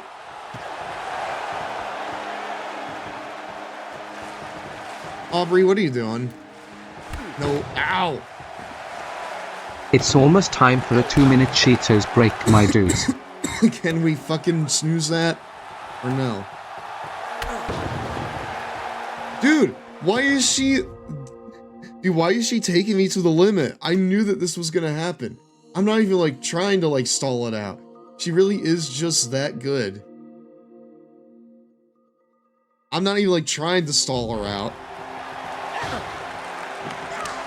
Like, usually for, like, just weird matches like this, I enjoy, you know, trying to, like, do something here.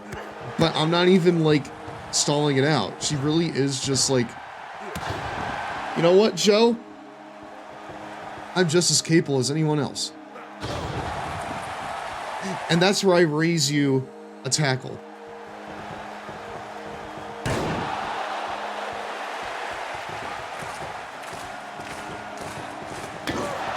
No one has even done their finisher yet.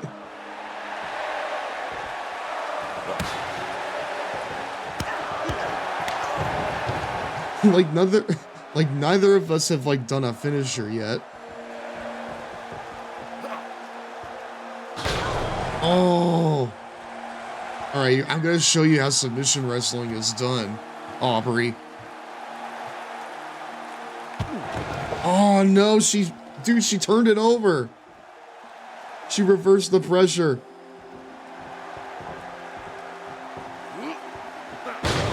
Nice.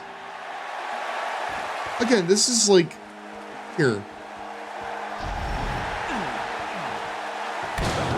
What? RKO? Okay. You know what? No. Coquina clutch. You're tapping out to my shit here.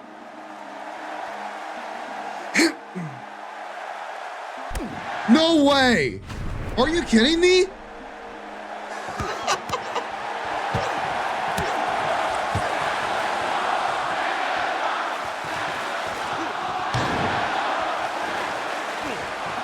Dude, what are they chanting? Here, you know what? No, I'm pinning you off the Beal. 1, 2, 3. Yeah, I figured. There you go. I had a feeling. Listen, I will give Aubrey credit. That right there was a lot more fight than I was anticipating. And she got me down to 19% HP. I don't even know what that means, but it happened. It fucking happened there, dude.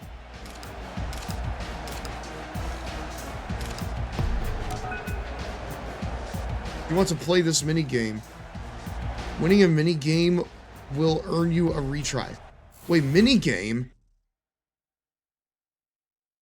What kind of minigame?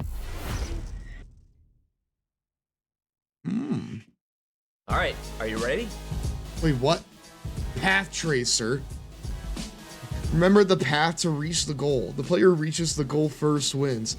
Walking off the path will make you return to the start. Attack others to try knocking them off the path. Oh, it's Sonic Boom. I get it.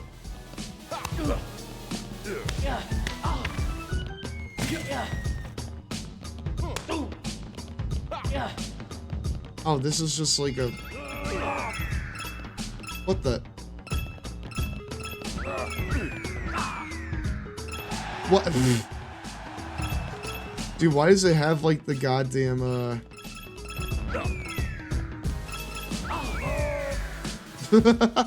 Oh!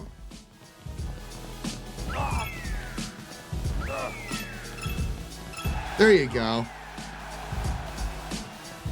I didn't win it though. Dude, like, the fucking sound, the falling sound effect sounds like Super Mario World. Do you hear that? He literally uses the Mario World sound font.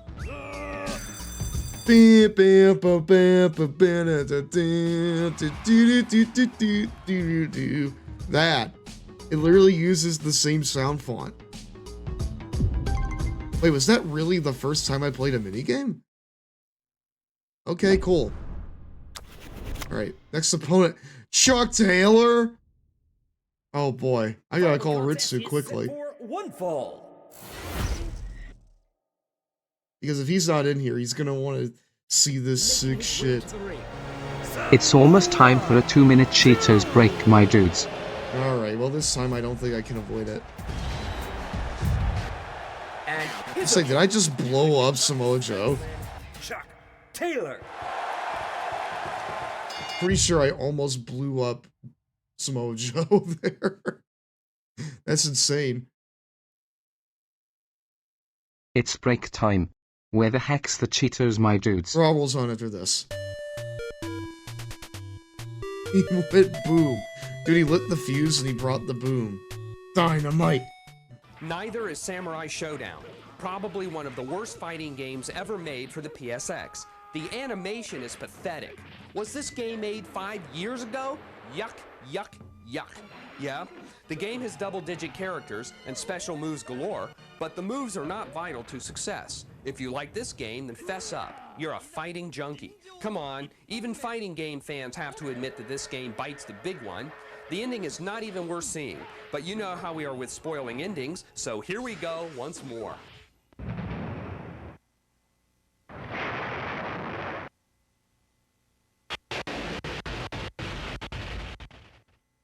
You guys remember when Donkey spoiled a giant bit in Xenoblade Chronicles 3 just to piss off fans of the game? Good times. And by good, I mean not very good. Because I think it was at that point that people started to turn on him a little bit. Thank you.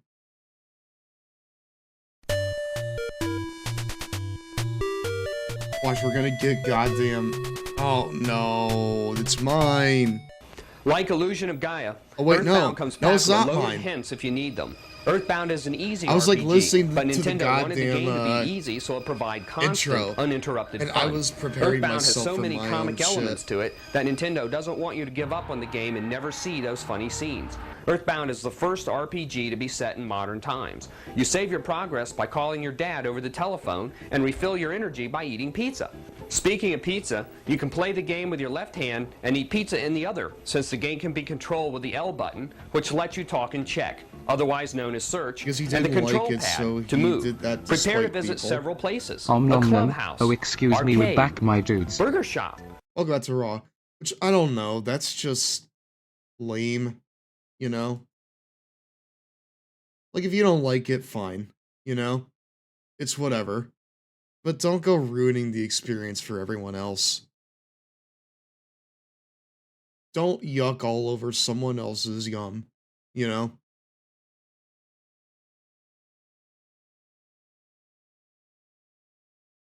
Like, you know, that's something that, you know, I've been trying to keep in mind as well. Especially when it comes to wrestling. Even if I do have certain thoughts about certain promotions, I'm not going to, like, think less of someone just because they enjoy it. Like, did he give, like, a warning before spoiling the shit, or was it just, bam, spoilers? Was it just like you were fucking flashbanged by spoilers? Because if he really was, because it really was just like a thing where it's like, bam, spoilers. There are people who might have been interested in it, only to get spoiled big time. Like what even was like the spoiler? Like, what did he spoil? Was it like the ending or like a plot twist or something?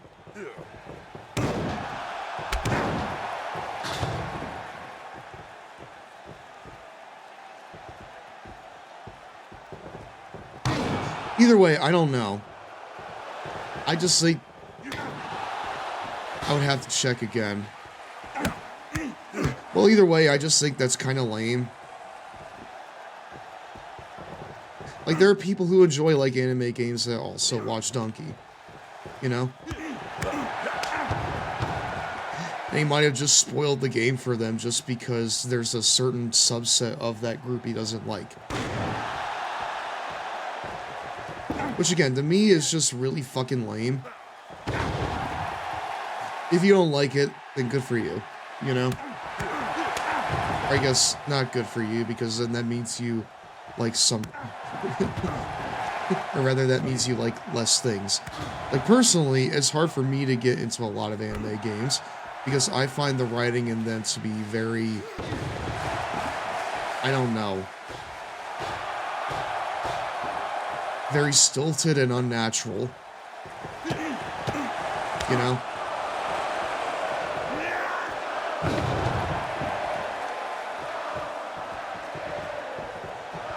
I find a lot of the writing in those games to be pretty stiff and unnatural. But I'll admit, I mean, I do have exceptions to that, like, you know, Persona and Dragon Quest and shit. But generally, I just kind of find that stuff to be a little... I mean, I guess Yakuza might also count, but I don't know if that's really, like, anime. more so it is just kind of like, general, like, adventure game that's set in Japan.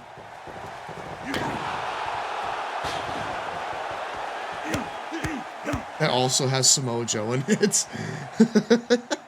Like, I love how this, like, early into his post-wrestling career, Joe's already being typecasted. If you're Samoa Joe, you're either a really big and scary man, or a really big and scary man, aka yourself, you know? Like, you're either fucking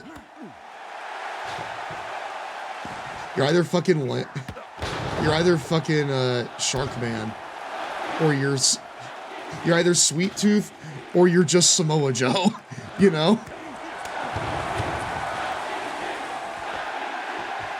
Because, like, in Yakuza Pirates in Hawaii, Joe isn't even, like, playing, like, a heightened version of himself. He's just playing himself. And it's the funniest shit of all time. 2, 3. I mean, I guess if you're gonna be typecasted as anything, yourself is pretty good to be typecasted as, right?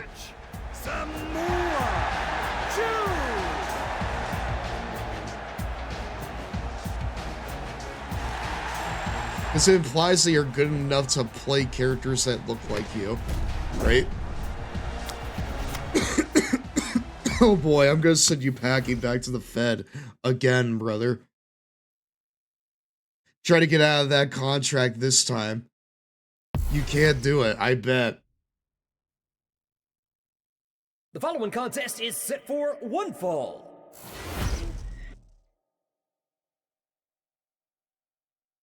Making his way to the ring, Samoa Joe.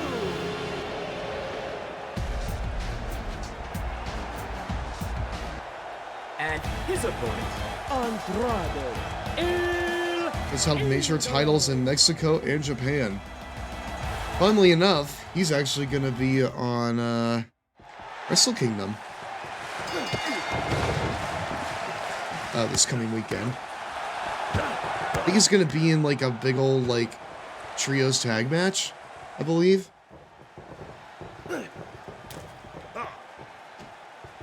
Which is honestly crazy that the very first thing that he fucking does after getting his legal disputes intact is not return to AEW, but rather go to New Japan. He posted any spoilers without warning, just flashbangs you with it. That's fucking lame as hell, you know? Like, come on, man, I know that, you know, like, anime game fans can be weird, but all game fans can be a little weird. Frankly, I say, like, everything I do about, you know, Japanese games writing, but also, I can see why a lot of people enjoy them, especially people with fucking autism, because it's very direct and in your face, you know? You don't have to think too hard about it. You hear it once, and you get it. You know? Which is not to say those games can't have nuance, but I generally feel like nuance in those kinds of games is less common than in other types of games. Nuance in terms of writing, not necessarily in terms of gameplay. God, if only in terms of gameplay. Because they will... Because if there's one thing that... there's another thing a lot of those games can kind of stand to do. It's fucking cool it with menus.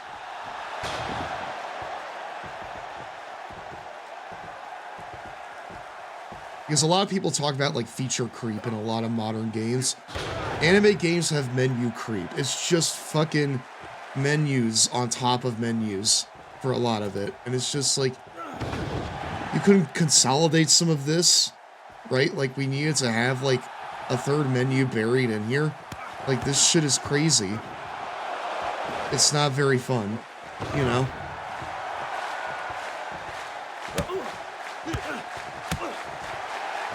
That being said, I'm a big fan of resource management. It's why I enjoy a lot of Paradox games, you know? Menus can make you feel overwhelmed with stuff. Sure, but like, the thing is, would you rather have like more menus with less things per menu, or less menus with more things per menu? You know?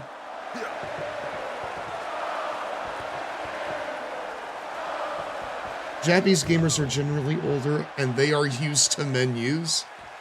Fair enough. Like I said, I enjoy Paradox games, you know? And those games are nothing but menus, you know?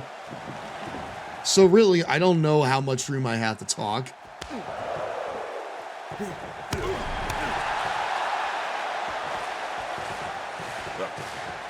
Like, literally the majority of Paradox games is a map and a shitload of menus on top of it, you know? That is the majority of Paradox games. Do you like maps? Yes. Do you like menus? Yeah. Well then, do I have the fucking studio for you, brother? It's called Paradox Games, and they have a fantastic game that you'll likely spend at least 100 hours on. Hello. I've spent 100 hours on this game. It's called Goddamn Crusader Kings Goddamn 3. It's great. And it's awesome. You know? What year did this game come out? It came out in 2023, I believe. Damn! Avalanche suplex. Nice.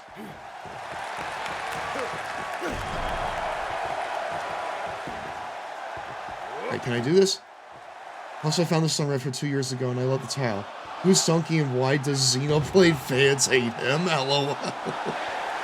I mean, really, that is the question of our time. 1, 2, 3.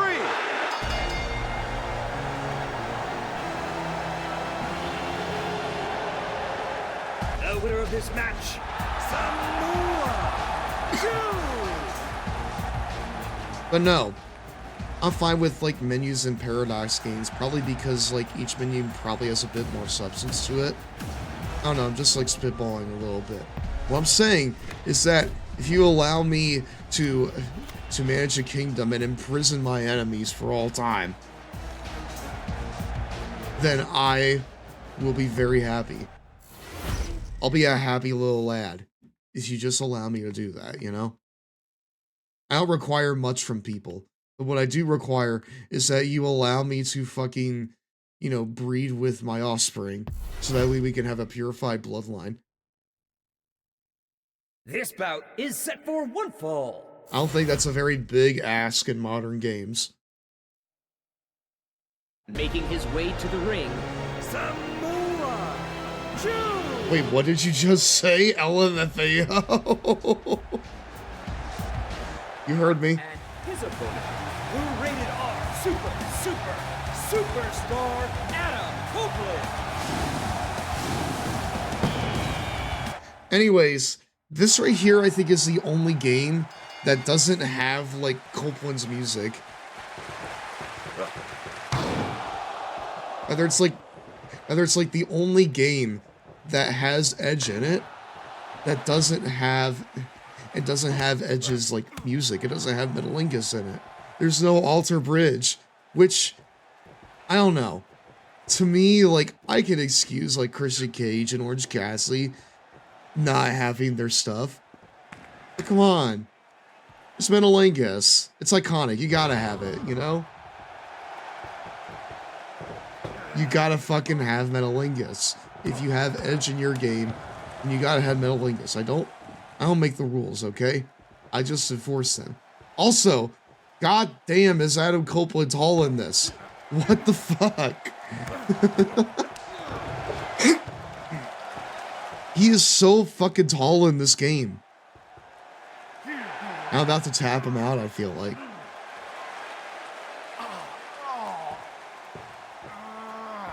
Samoa Joe isn't that tall. Yeah, but he's like about as tall as Copeland is in this, you know? I will say that compared to a lot of the AEW roster, Copeland is pretty tall.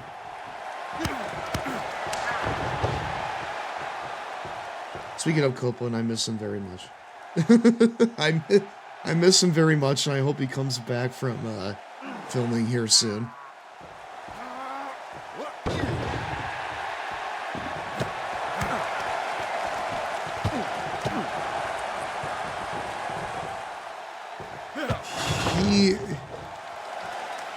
He's WWE tall, and in WWE he was considered average height. No, like, I mean, like, by that logic, yes. In WWE, he is fucking average height, but in AEW he's tall. You know.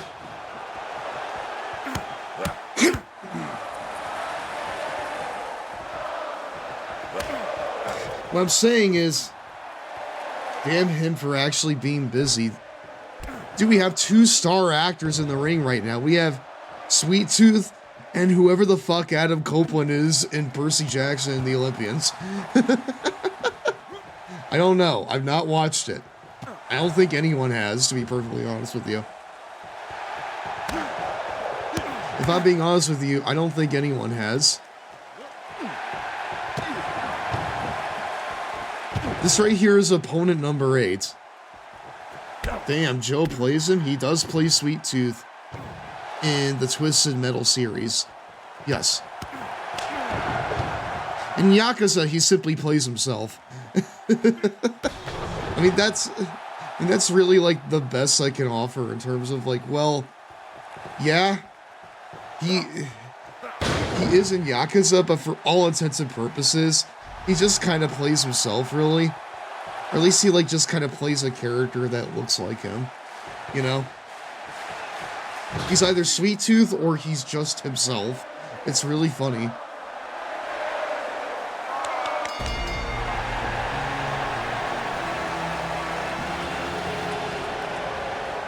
The winner of this match, Samoa Joe. He's also King Shark. Oh, yeah, King Shark. I called him Shark Man earlier. I mean, technically, I was right. He is a Shark Man. Okay? He's a Shark Man who says, bird. And that's what people know about him. By the way, what did you think of John Cena tapping out to Gunther? What kind of match lineup is this? I really feel... Hello, Mario. Hey, Dub. Hi, Mr. Doe. Welcome to tonight's Long Boy Club meeting. Our super long Long Boy Club meeting to celebrate the new year. I think that if you were to... Like, Cena losing in his last match, I don't have a problem with. The following contest is set for one fall. What I have a problem with is who they decided should retire him, right? Because Gunther didn't need that win. Gunther leading up to that was already a multiple-time world champion. He was going to continue to be booked in Triple H's WWE no matter what. And his opponent, Anna Jay does kind of look like a blow-up doll. I will say this though, she fucking looks better than the bunny. I have a problem with the method of the L. Of the L? What is the method of the L, my friend? Here, you know what? I'm gonna go high with Samoa Joe.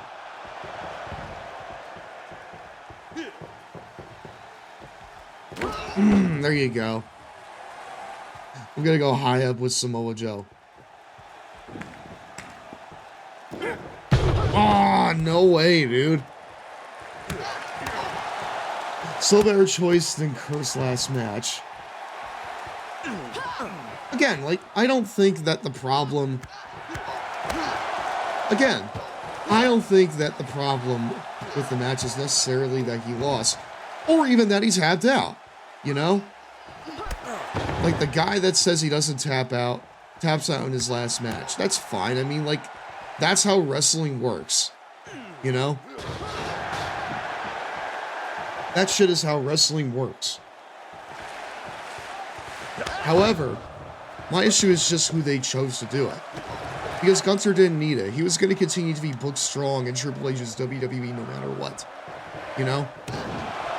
You really needed to, like, elevate somebody that hadn't really seen a big moment like that yet. Like a fucking, like, Ilya Dragunov or Carmelo Hayes. Or, dare I say it, LA Knight. Like, literally everyone was, like, gunning for fucking LA Knight to get this. And he didn't get it.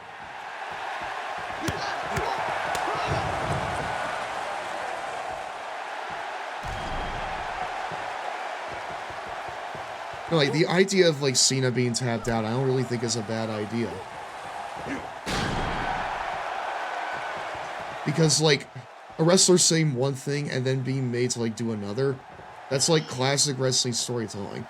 That's how this shit works, you know? But literally anyone else would have been a better choice, I feel like. To have Cena lose. Moreover, I feel like that the match should have not been on a fucking episode of Saturday Night's Main Event.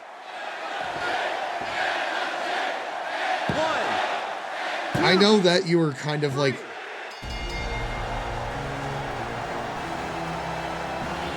I feel like that someone of Cena's caliber needed a WrestleMania, or a Royal Rumble, or at least a goddamn SummerSlam. Not a fucking throwaway pay-per-view that people are going to forget in a month. Not a goddamn network special that you have every other month. You know? They need someone who could take the heat and not have it stain them.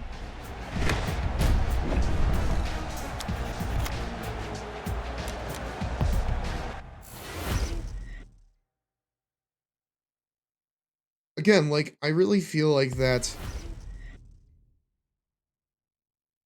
people are really making, like, a giant deal over the fact that he even, like, lost to begin with, or that he even tapped out.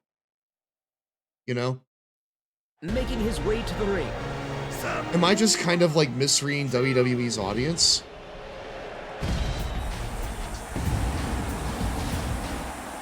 And his opponent is one half of... To be fair, I also probably am thinking about this in terms of just how, like, WWE typically books things. It's not normal. He should have lost. He should have tapped out. Yeah. It's normal. He should have lost. He should have tapped out. He's a wrestler. Like, here's the thing. I say all this, but we also think about, like, Sting, you know? Like, Sting didn't lose his last match, even though he wanted to. So maybe Cena didn't have to lose his last match. Yeah, Sting. You know who didn't lose their last match? You, Stink. But no. I feel like in a situation like that, this final opponent needed to be one of two things. One, a longtime rival, or at least an iconic rival, like AJ Styles or CM Punk. Countered. What the fuck? Countered. Dude, why is Matt Jackson calling spots in the ring?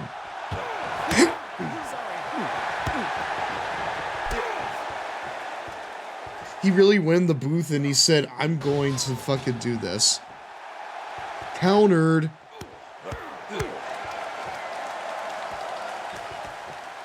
My feeling when I'm playing Forspoken. I don't know, when I hear that I think about the Forspoken dialogue for some reason.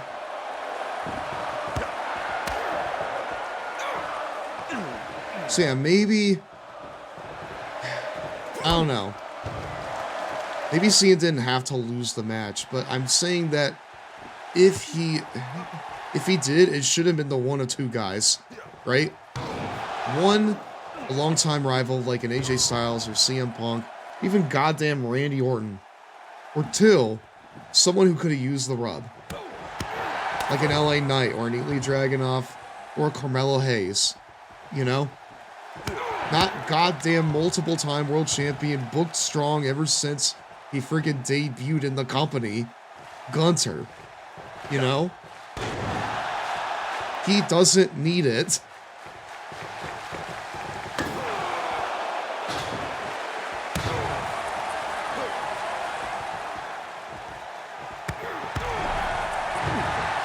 mean, I can't speak on the actual quality of the match, but I do know that, like, at the end of it, people did boo, like, you know, Cena and Triple H out of the building. Specifically, like, Triple H.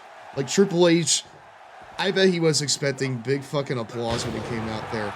And all he got was, like, scathing boos. Yeah, but I think Gunter needs it. You do? I really disagree. Because again, by that point, like, he's already a multiple-time world champion, you know? He's beating fucking everybody there is to beat on the roster. He does not need the Cena rub, I feel like. Yeah, why was Triple H booed so bad? I think it really just kind of comes down to the fact that... I don't know, I feel like it's the culmination of just the entire year, right? Especially with just how shoddy Cena's retirement tour has been booked, you know? Just a lot of other things across the card, like LA Knight's continuous start and stop pushes. 2, 3. CM Punk selling out his morals, you know? Here is your winner, Samoa Joe. Oh, hey, we got it. Hey. Nice. Watching that match, and even then, I thought it was bad. Travis Scott, anyone? You win. I didn't need... Dude, I didn't even need to... Hold on. You've earned the following awards. 1 t-shirt. Congratulations on being the elite. You will now return to the Beat the Elite menu. Your previous in-progress Beat the Elite run will no longer be selectable. Yeah, like, I really think that Triple H being booed so bad really just kind of comes down to his really lackluster booking throughout the entire year. With, like, the shitty Cena, like, retirement run being, like, the crown jewel of that, you know?